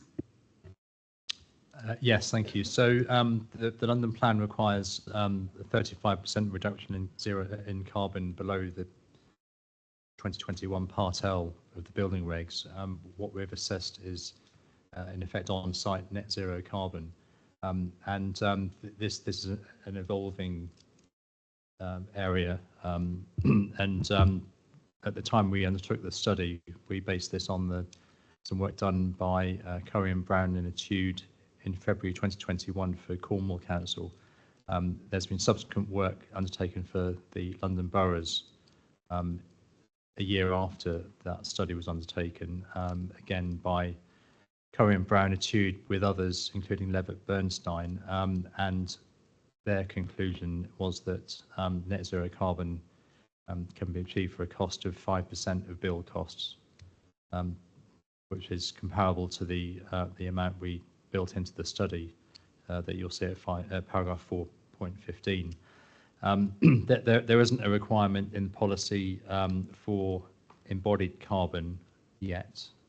So although we've tested both operational and embodied carbon, that goes beyond the policy requirement. So we don't need to have regard to those results. So it's purely focusing on the operational carbon, which there is a 5% cost uplift to deal with that in the assessment.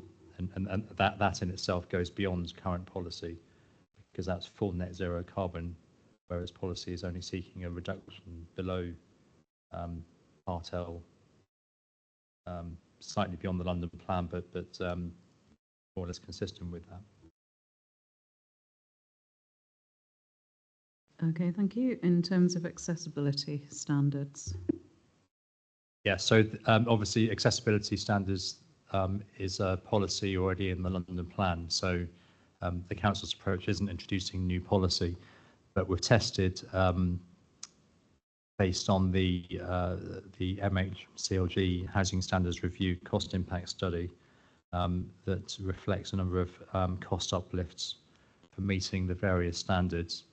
And those are set out at table 4.16.1 in the assessment. And those cost uplifts are applied category 3 to 10% of dwellings, category 2 applied to everything else, with a slightly different rate depending on whether it's fully accessible or just wheelchair adaptable and accessible. The affordable housing has the fully adaptable wheelchair adaptable cost, which is slightly higher, and the private housing has a slightly lower cost, but all of those cost uplifts are reflected in the assessment.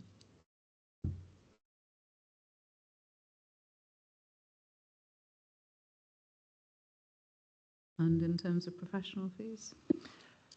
Yes, so the assessment applies 10% of build costs to allow for professional fees.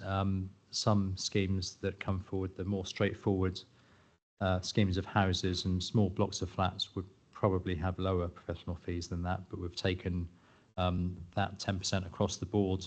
That reflects the rates that's applied in various live planning application viabilities that we see coming forward. Sorry, Mr. Simon, I didn't see the nameplate up. Is that from a legacy one? Yeah.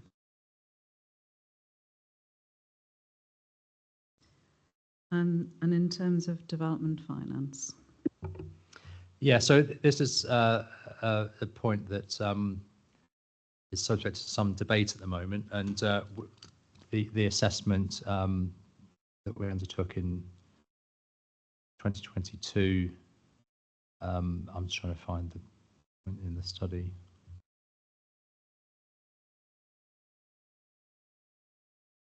I think from memory it's 6.5%.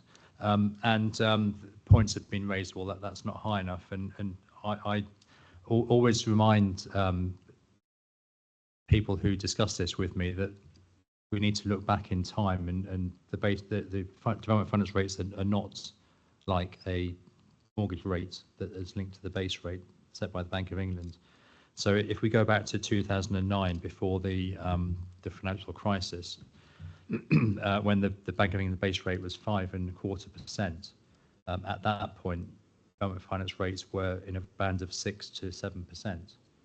Our secured lending team tell us that if you look at what the major banks are still lending at, they don't want to squeeze out the potential for them to be actually competitive. So they still lend at 6 to 7%.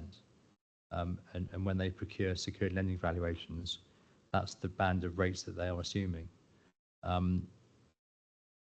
So that's the first point. So when we see claims of finance rates of 12% coming forward in some viability assessments submitted with planning applications, that clearly isn't the case, because anybody lending at that kind of rate would not be competitive. The second point is, of course, this is a document supporting a plan that will be in place for 15 years. We are at the peak of the base rate, so there is strong signals from the Bank of England that we're at the top of the rate cycle. By the time this plan is adopted, it's highly likely that the base rate will have fallen, and so any potential there might be for rates to be slightly elevated at the current time will have receded by that point. So we are comfortable that that the finance rate we've assumed is appropriate. Thank you. Yes. The long-term average interest rate's about 4.25%. The anomalous interest rates that have been in existence since 2009 as following the financial crash are actually anomalous. They're not the norm. And the borrowing rates are a measure of risk rather than a pure earnings-related number. So the risks in 2009 or prior to the financial crash related to the perceived risks that were in the market at that point. So the lending rates relate to that, not just the pure base rates. And the risks at the moment in an uncertain economic environment are therefore significantly greater at 5.25% than they were in 2009 without the Ukrainian war and all the other issues going on. So the lending rates are significantly variable. In relation to the major bank lending rates, the way in which funding actually occurs in the world is that the major banks, the primary debt lenders, will reduce the percentage of exposure on projects that they're prepared to lend to. So they'll continue to lend at a low rate, but they'll also at 6 or 7 or 8%, but they'll also lend a lower percentage of the construction costs, and therefore additional finance is required to be sought from other sources, which tends to be reflective of that increased risk. So it's not appropriate to just take the primary high street lenders or the banks, which tend to take by their nature a very low risk approach to lending on any form of development as an assumption of lending rates. So when the study was carried out and base rates are at 1% and we're applying a 6% loan rate, with base rates at 5.25% as they are now, that implies a very low level of borrowing or a very low risk of borrowing if you're leaving a 0.75% headroom, so to speak, over the current base rates. But it is not reflective. 6% is not reflective of the wider risks in the construction and development markets at the moment.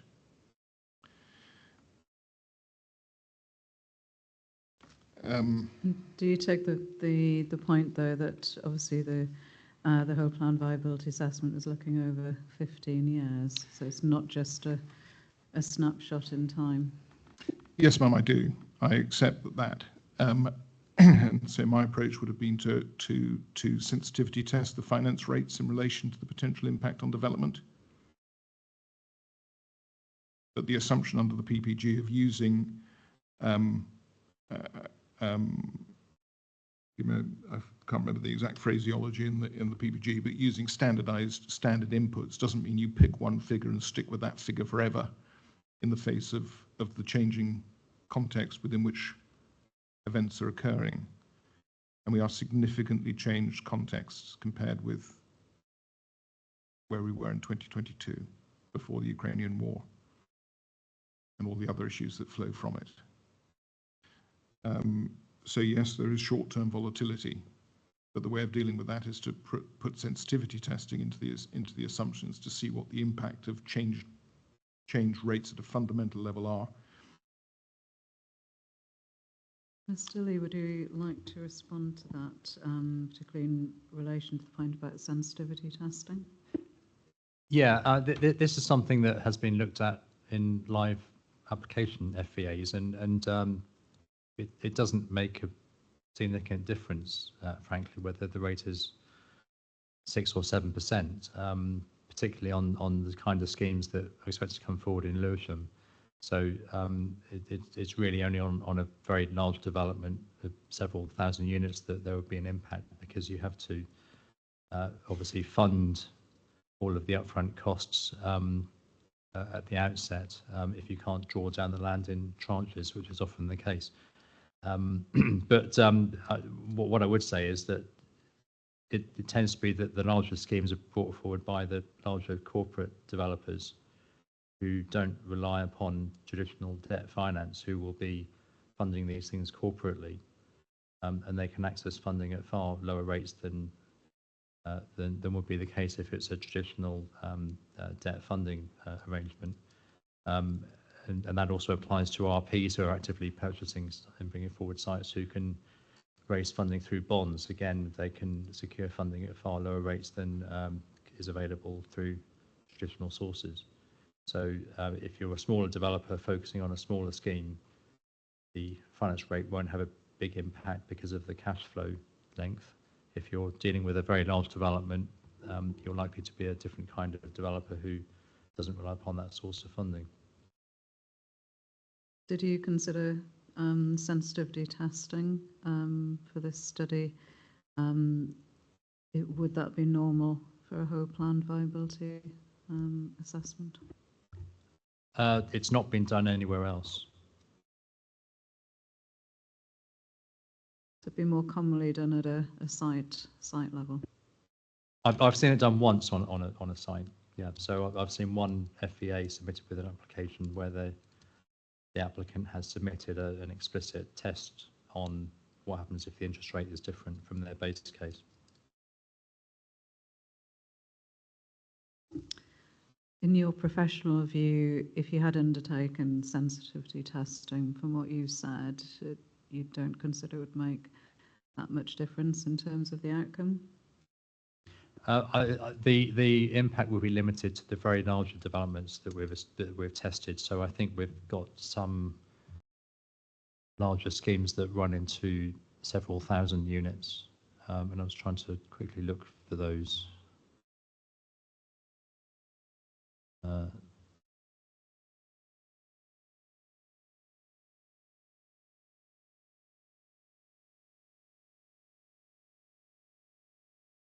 Yeah, so we've got, for example, Hatcham Works, site number 38 with 1,000 units. New Bermondsey, Surrey Canal Triangle, 3,500. So, and Convoy's Wharf, which is obviously a consented scheme, 3,500. So it would be schemes of that scale that this would affect because of the length of time of which the scheme is going to be brought forward. That would be the primary impact. But Convoy's Wharf, as an example, is being brought forward by a very large developer who wouldn't be reliant upon bank funding in the traditional sense.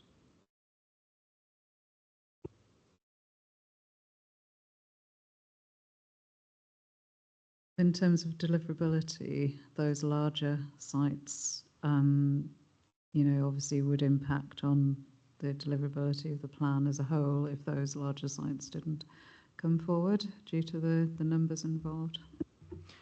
Yeah, and obviously, given their scale, they'll be brought forward over a number of economic cycles.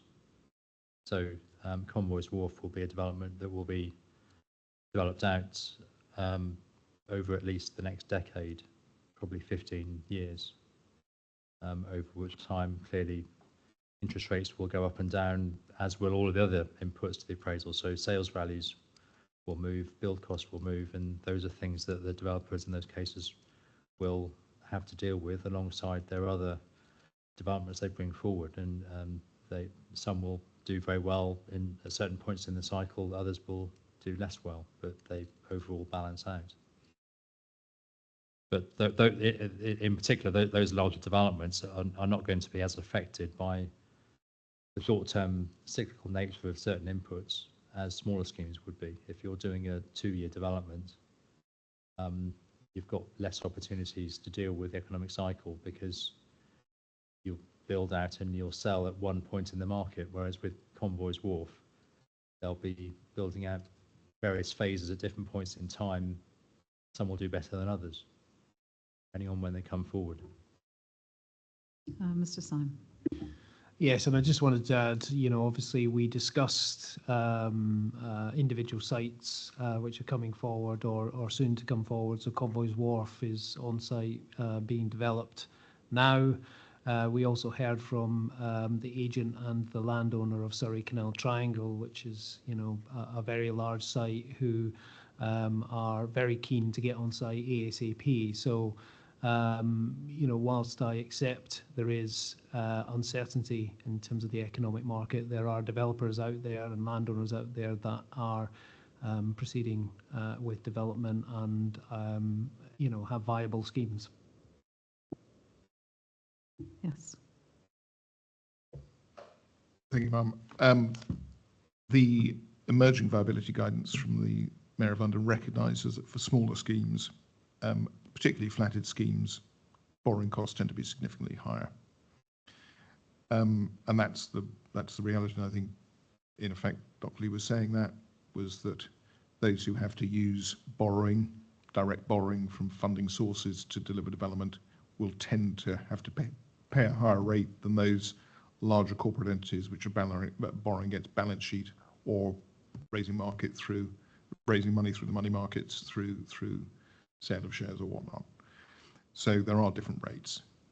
But 6% across the board for all developments needs to be tested to reflect that scale of variance within schemes. In relation to the larger multi-phase flatted schemes, the reality is they tend to come forward a block at a time, so you're recycling your capital through the development phases. And therefore, the scale per se of development doesn't necessarily impact in the way that's presented. I mean, the most efficient model: build a house, sell it, use the money to build the next one. Where you're on a housing site works. The moment you're into flatted development, which occurs predominantly in the more dense urban centres like Lewisham, you have to build the entire block and hold that cost and let the units come to market over a period of time to ensure that you retain your gross development values that you're seeking. You let them all come to the market at once, you flood the market, reduce your values. So any significant flatted development in London will tend to have significant borrowing costs attached to it.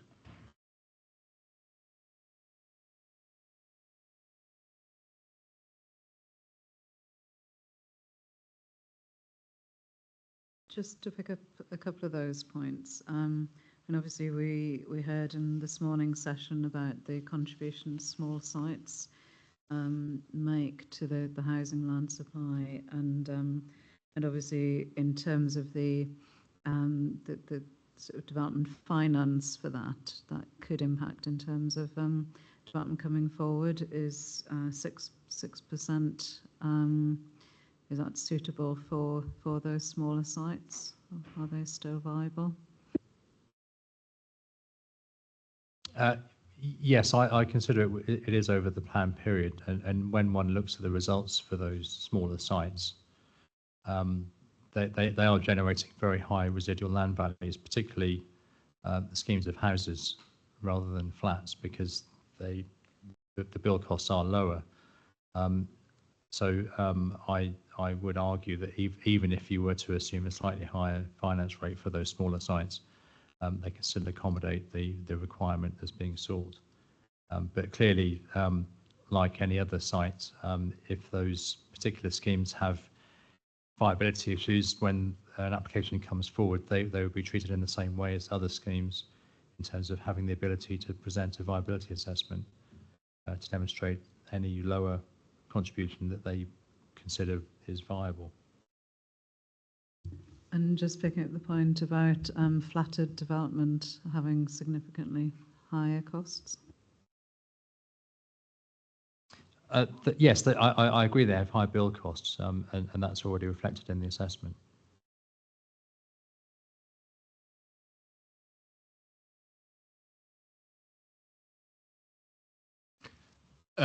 Flatted developments tend to be more risky in the sense that you have to build a greater volume of development.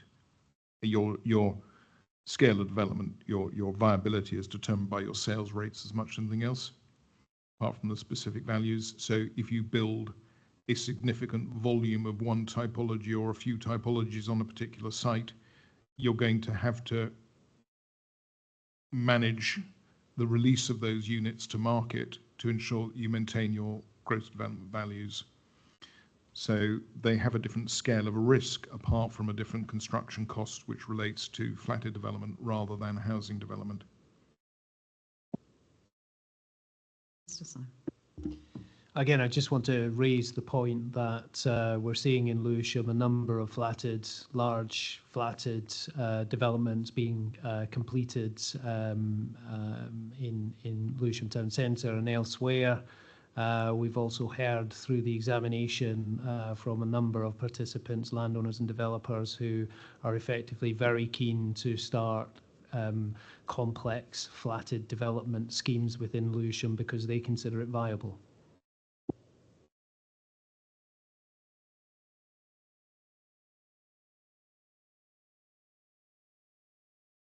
Okay, thank you. Obviously, I've heard the points raised on that. I'm just conscious of time.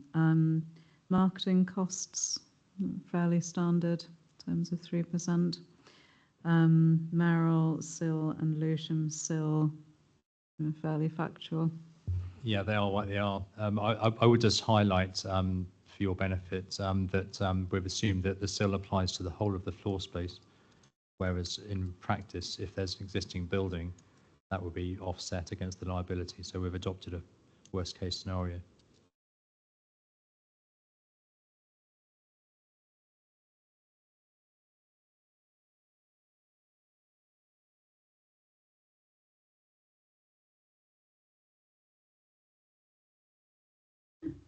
And just in terms of residual Section 106 costs, where has that figure come from?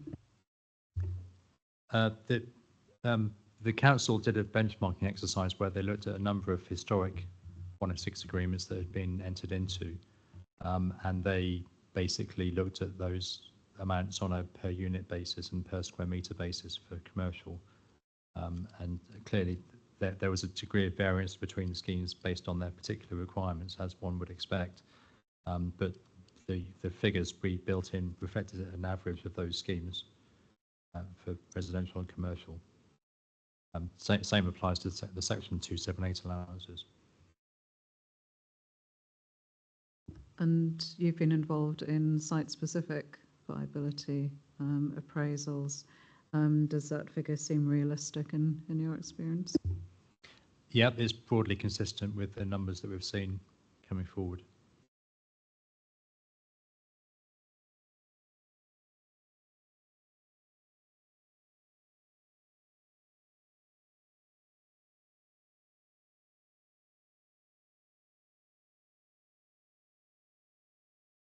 Just moving on to student housing and the affordable student provision, the figure of £150 per week benchmark rent. How has that been arrived at? Yeah, so the London plan requires that the affordable student housing element is let to students on a rent that reflects the maintenance loan available to an undergraduate studying in London. And the £155 per week is basically linked back to that amount. So it's a rent that's affordable to those students given the maintenance grant available to them. And that's an amount that's published annually by the Mayor of London.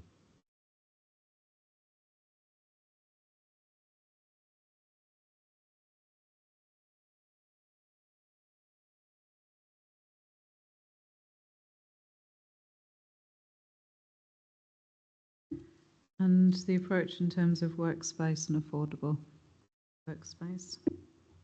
Yeah, so this is simply applying a discount to a certain proportion of the space. So discounts of 20% and 50% of market rent applied to 10 and 20% of the workspace to test the potential for the emerging policy. And in terms of the training and skill contribution, where's the figure of 715 per dwelling come from? So that's a figure that's there's a formulaic approach in the Council's Planning Obligations SPD, and it's rates applied on a per dwelling basis and per job basis, these are figures that we've applied indexation to based on the BCIS tender price index. So it's simply the SPD figures multiplied by the intervening rate of change in the tender price index, and then applied to the relevant amounts of floor space and units in the individual schemes. And by biodiversity net gain? Yep. So obviously this is now a statutory requirement. So it's not just a plan requirement, but it's already in place.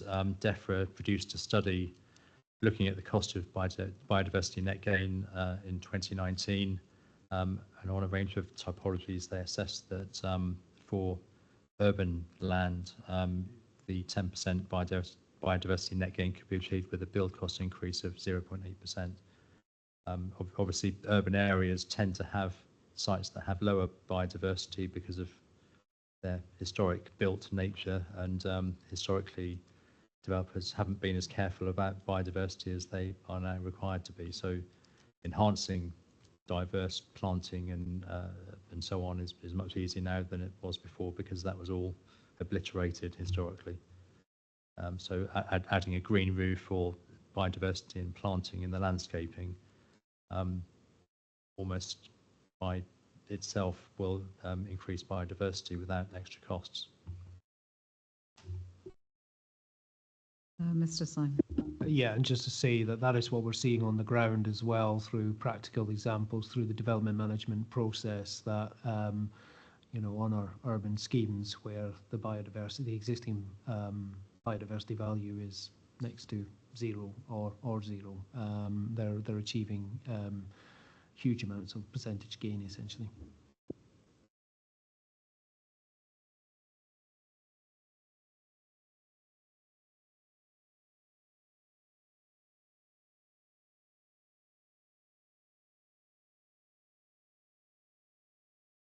Okay, thank you. Development and sales period seems fairly standard. Yep, 6 per month. Just moving on to developers' profit of around 17.5%. How have you approached that? How have you arrived at that figure? We've had regard to the profits included in site-specific viability assessments that have come forward, and the typical level in London, including Lewisham, is 17.5% on the private housing element. The affordable housing element is lower at 6%, as we set out, reflecting the lower risk attached to that tenure, given that the developer will pre-sell to a RP before they start construction.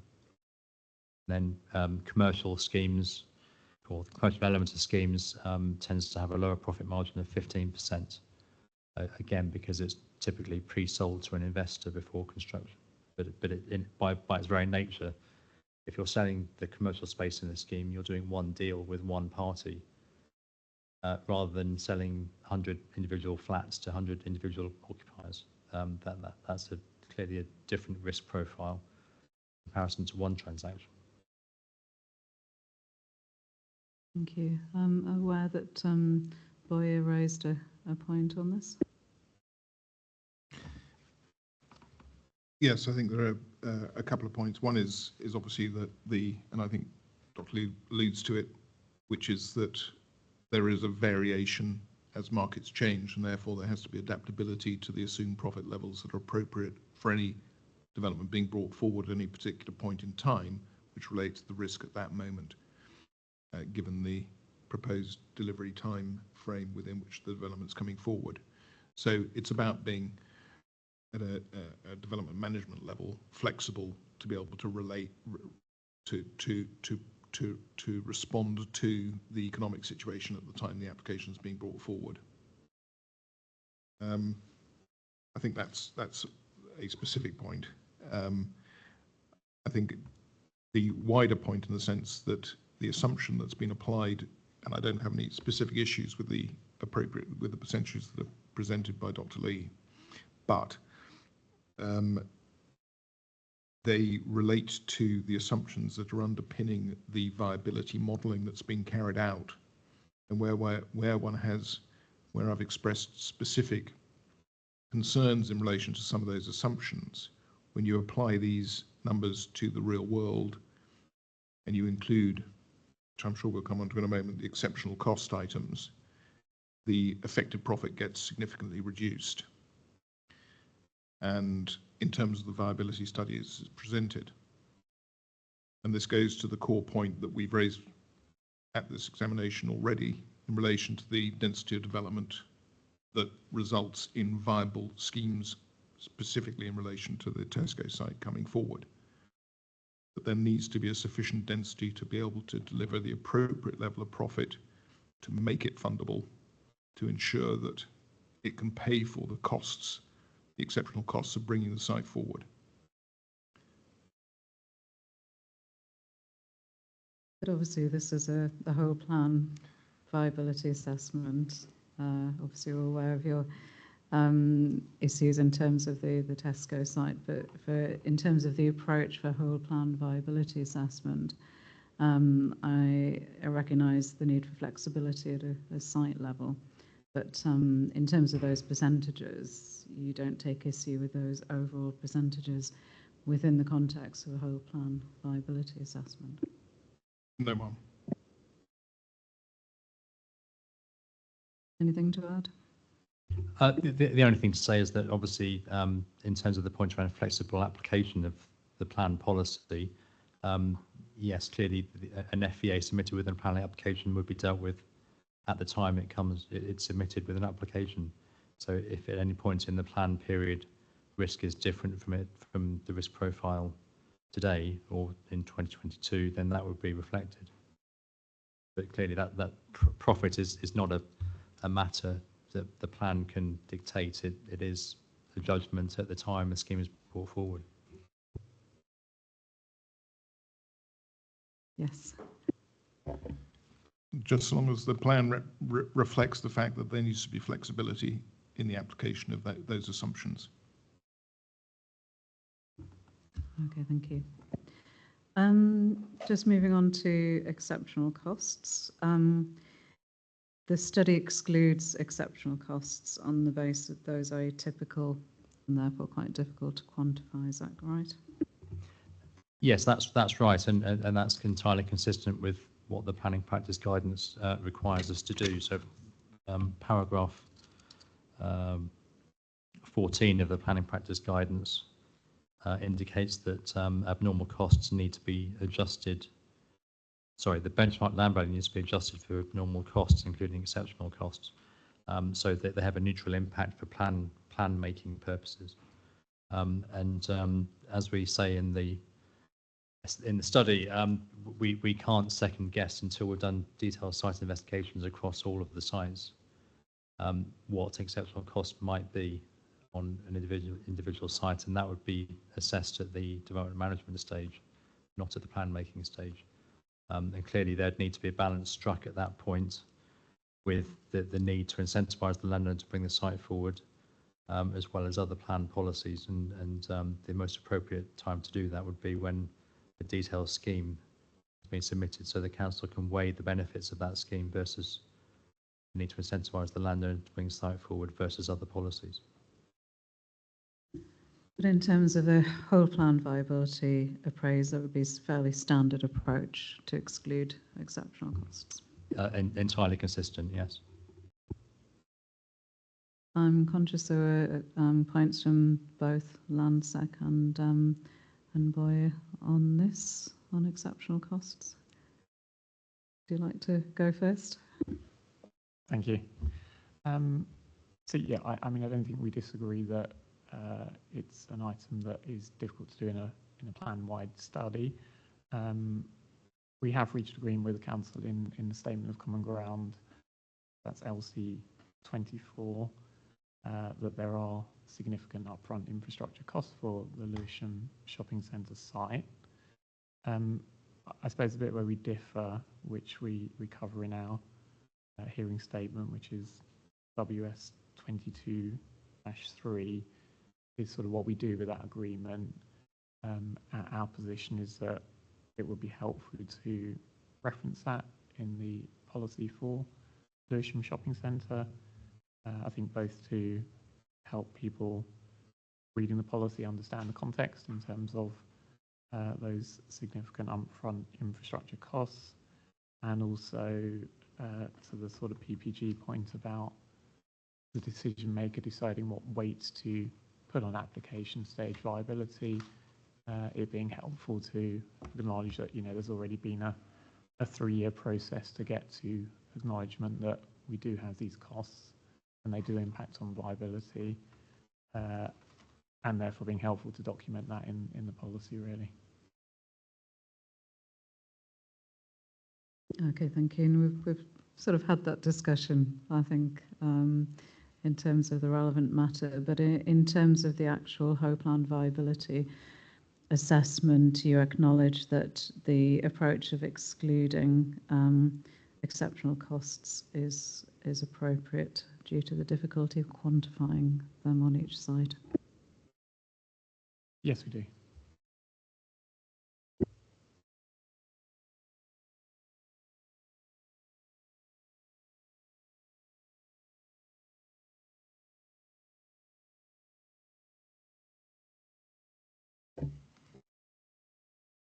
Mark, very similar point.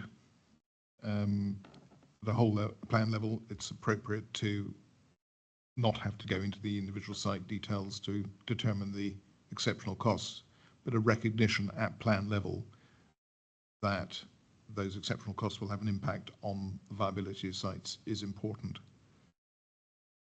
And therefore, the appropriate flexibility in policy to reflect that is needed.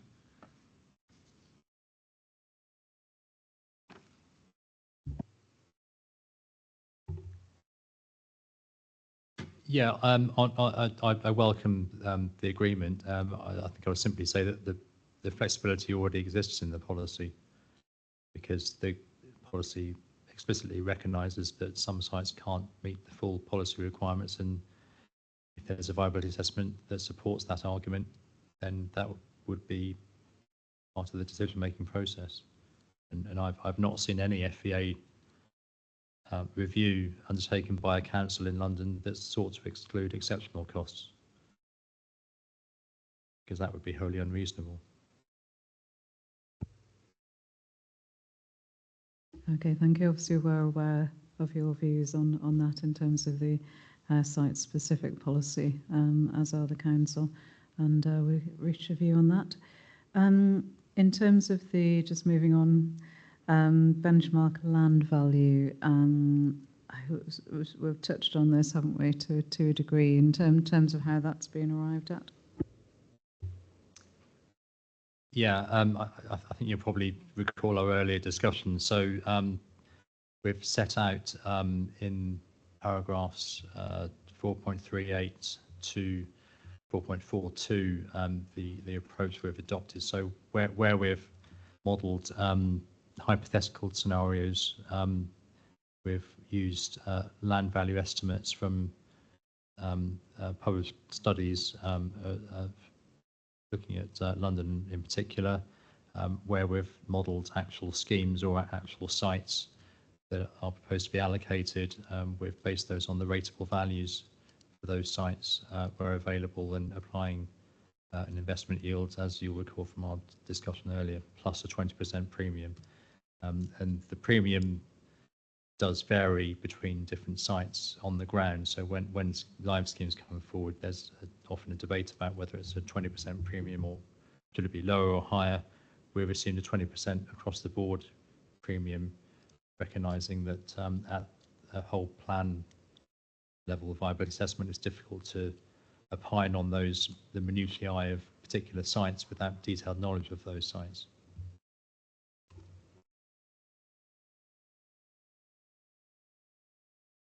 And do you consider the approach as consistent with guidance? Yes, it's fully consistent.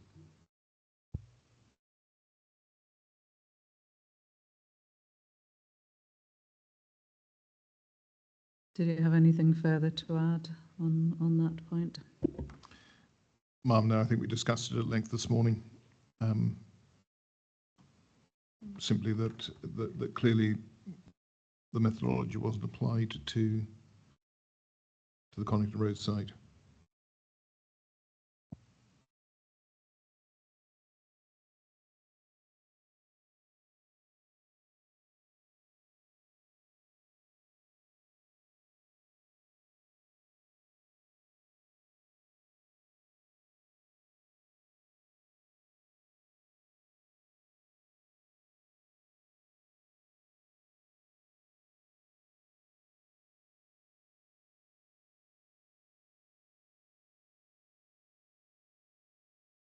Just before we move on to the appraisal outputs, how were the various site typologies derived, where the site was sort of below the threshold for doing a site-specific assessment?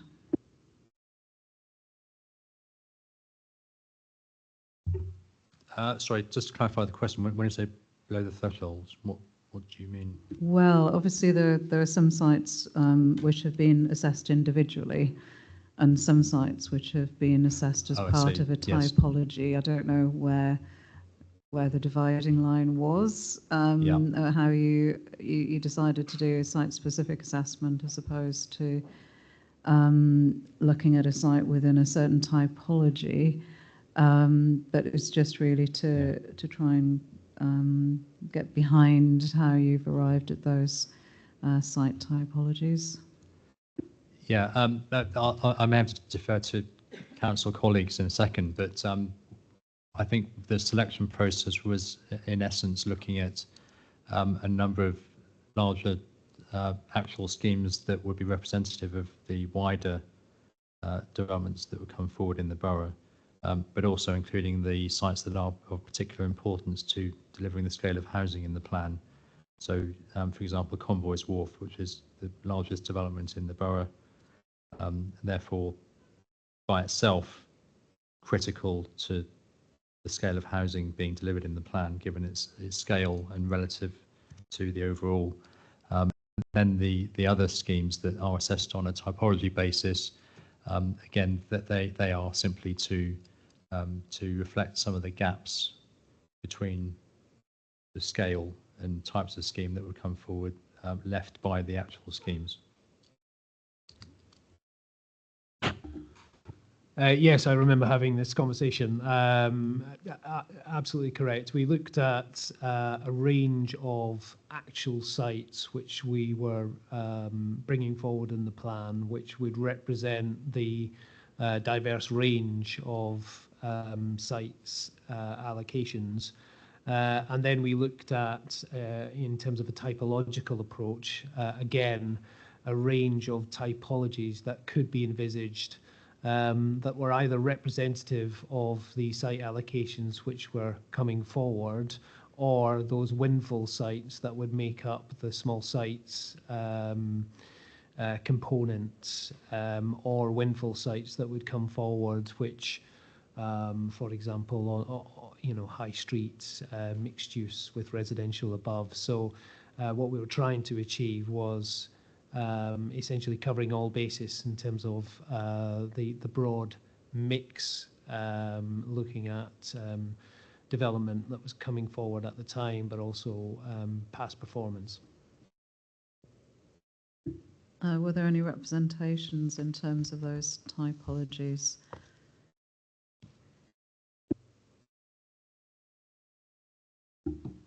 I'd have to double check back through the regulation 18 consultation. There was no reps on the regulation 19 consultation other than McCarthy and Stone, and obviously the inspectors have had sight of their comments and had sight of the council's response to those comments. Thank you. We'll be coming on to that. So just moving on to the appraisal outputs, and in terms of affordable workspace, of the typologies tested, 34, I believe, out of the 55 development typologies incorporate an element of B1 floor space. Is that correct? Yeah, varying forms of non-residential space. I'm not sure they're all offices, but yeah, employment space of varying kinds. And in terms of the assessment, what was the outcome in terms of viability of the impact of affordable workspace? I'm just trying to reopen my document because it's crashed. In essence, the impact of the requirement for affordable workspace is relatively small. So if we look at table 6.6.1 as an example, so this includes varying. This is on page 38 of the local plan document. What we're doing here is comparing the starting residual land value with no discount. So that's the first column of the coloured green and red numbers.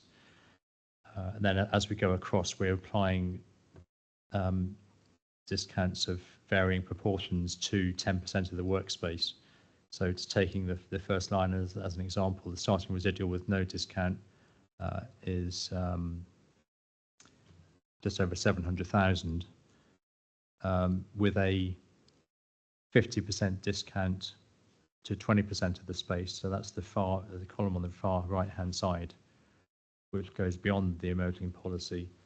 The impact is that the residual land value goes down by about 14,000.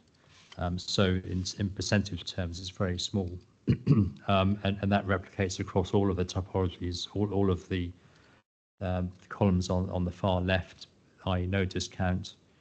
There are relatively small changes to residual land values when you apply a discount that goes beyond what the policy is seeking.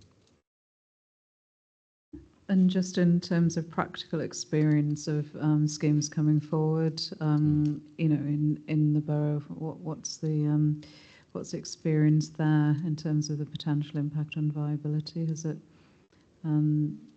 it been an issue in viability appraisals for specific sites?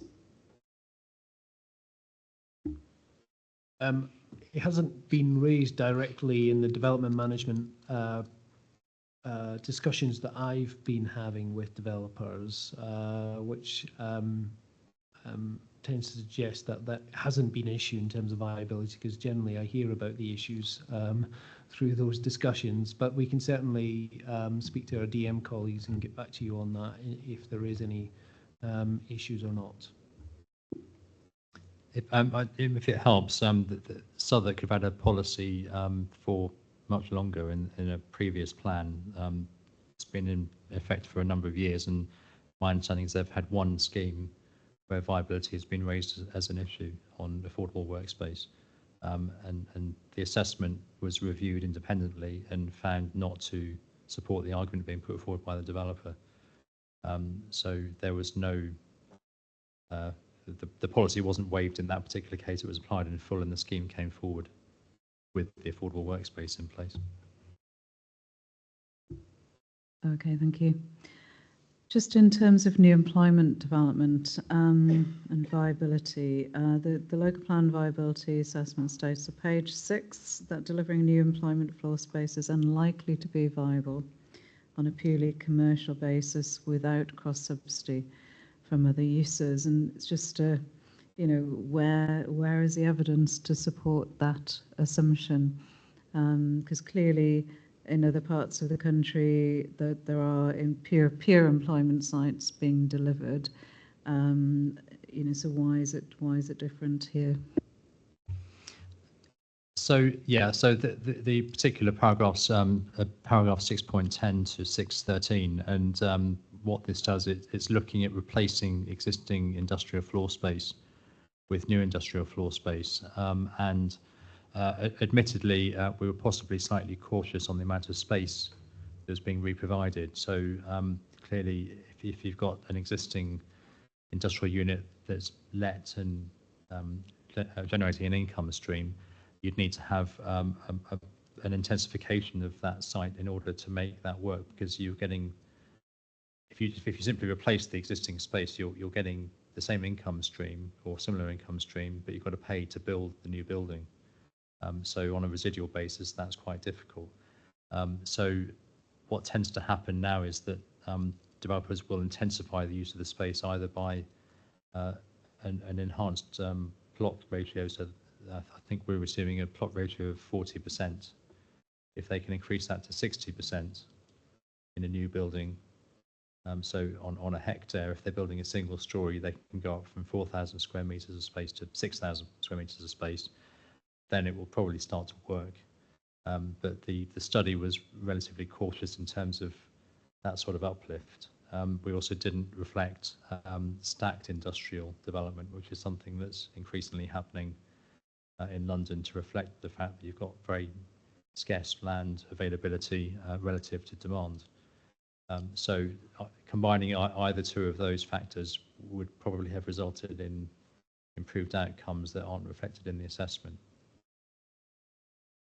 I just wonder to what degree it's been driven by the need to increase housing in the borough as well, as opposed to just looking at the viability of employment development in its own right. Yeah. First, yes, you can increase densities in terms of employment development, actually just purely employment development, but it's also improving the quality of the workspace would help improve viability and letting workspace. So it's just why schemes aren't considered viable in their own right, and just it seems to be quite a leap that the study's made there. Yeah, well, I don't disagree with any of those points, and I think in practice, developers would be more bullish on the amount of space they can build than we have been in our assessment. So I think to a degree, yes, it's likely that employment schemes could be viable if the envelope is pushed to a larger degree than we have. But in practical terms, also you tend to see mixed uses coming forward. So developers will want to build some other uses as well as placing the industrial. So we see a lot of, for example, storage sites coming forward for redevelopment. So big yellow, and I know these aren't strictly speaking employment sites, but bear with me. So they'll take the existing yellow brick storage building or access storage and put it in the basement and then build above. That's an increasing form of development, as well as light industrial buildings being built with, again, basement space for the employment floor space to avoid noise issues with residential above. So the need for sites in London to maximise the benefits in terms of delivery of both employment space and residential tend to be accommodated on single sites increasingly.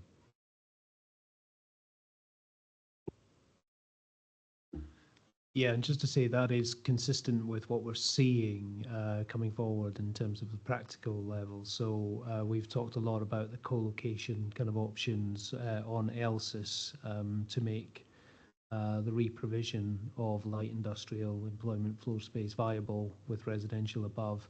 But we are also seeing, particularly in our strategic industrial land, schemes coming forward, whether they're stacked industrial space or they're intensifying use on existing properties. So using more yard space more intensely and looking at the arrangement of existing buildings and providing a more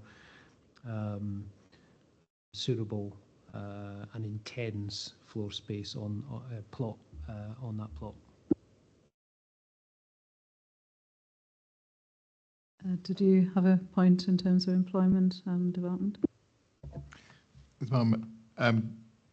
Strictly speaking, I guess retail isn't classified as employment in this context, but the point does arise in relation to the intensification of use of space, and ultimately where you've got single story or low density development sites which are wholly suitable and sustainable for development, but have that higher base value, then the issue of viability does kick in.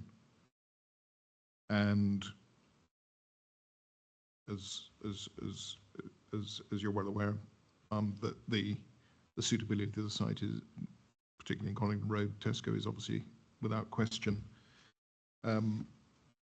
So the cross subsidy or the costs involved in bringing forward that sort of site needs to be taken into account. It's not really touched on within the evidence base, so there isn't a specific point to make within this context, but it is essentially a typology which is applicable across London. That's it, our time's up. Okay, just in terms of employment development, have there been any schemes coming forward just purely for employment uses in the borough over the last 10 or so years?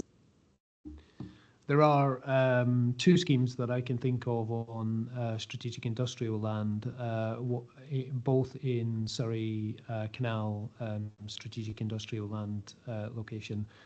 One is a stacked industrial proposal which was approved a few years ago, hasn't been developed, but was put forward by the owners of that site. The second is a scheme which is currently in for consideration, so it's a planning application, which again looks at demolition of a collection of existing buildings. I would say that the existing buildings are of poor quality in terms of the stock. And then the scheme proposes a kind of intense use on the site for larger industrial floor space. So it's reconfiguring this floor space and making it more appropriate in the current market. Have employment sites been coming forward with funding, for example, grant funding, or no? Not that I'm aware of, no. Okay, thank you. Did you have a further point to raise, or is that just up from previously?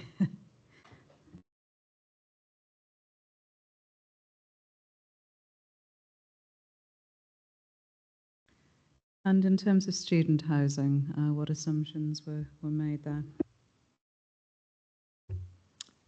I think we're talking about, are we talking about the outputs now rather than assumptions? Yes, we are. Yeah, Thank sorry. you. Yeah, yeah, so paragraph 16 to paragraph 618 deal with this point. So the impact of the student housing requirement is relatively marginal. So without the requirement for affordable student housing, the residual land value is 7.8 million, and it goes down to 6.5 million with the affordable student requirement in place. So if you compare that sort of consummate difference to residential schemes, it's a lot smaller in terms of the impact. And that's because the differential in rent is quite a bit narrower than the difference between market value for residential and affordable value that an RP would pay. Okay, and there seems to be the pressure for more student housing coming forward in the area. Yes, that's certainly what our experience in decision taking appears to indicate. But whether that, without wishing to go too much off script, whether that is an indication of some peak in market interest, whether they will actually get built out and delivered, I think is another point, but not for this discussion today. Are they generally seen as slightly lower risk? In investment terms, yes, because there's huge demand for student housing across the capital, and under supply. So you've got a lot of students living in HMOs and shared housing that would, if they could, rent rooms in student accommodation schemes. So the supply appears to be insatiable. So anybody with money to invest in housing in London, it's a very safe investment, and that's reflected in the investment yields that apply to student housing schemes. Okay, thank you. Just moving on to affordable housing. Obviously, the study tested various scenarios there, which we've already touched on. And how did the results inform the policy approach in the plan? Is it just sort of fairly well defined given the London Plan overarching policy? Yeah, so as you rightly point out, we tested various forms of affordable housing. So they were all tested with 70% rent and 30% intermediate. And the rented element was variably either London affordable rent or affordable rent, which is the rent, as you'll recall earlier, is with a higher rent level. The council's preference in policy terms is that the rented element is let at London affordable rents, which are lower and therefore more affordable. And then the intermediate element can either be shared ownership or London living rent. And again, the policy is flexible on that. And in terms of outputs, these are set out in the tables from table 6.12.1 onwards. And there's a huge degree of variation in maximum viable percentages of affordable with those tenure mixes. And this reflects what happens on the ground, that when schemes come forward, that there are inevitably some schemes that can do 35% and they go through the fast track route, others that can do more than that sometimes, others that can do less and come forward through the viability tested route. So the findings of the study are consistent entirely with what happens on the ground. And in terms of policy making for the plan, the council has to consider the outputs of the study as well as housing need data, and it's the most appropriate balance between meeting housing need and balancing that against the viability impacts, as well as, of course, the overarching London plan that largely dictates what boroughs have to seek in terms of meeting the overall strategic London-wide target. Okay, thanks. Any points on affordable housing? No. Clearly, in terms of first homes, the study, I think, did influence to a degree the policy approach in the plan, on the basis that it's clear that first homes are unlikely to be accessible on incomes in the borough. Yes, that's correct. So we looked at the affordability of first homes versus other intermediate tenures, and I think all other London boroughs who have considered this matter for plan making purposes so far, they've concluded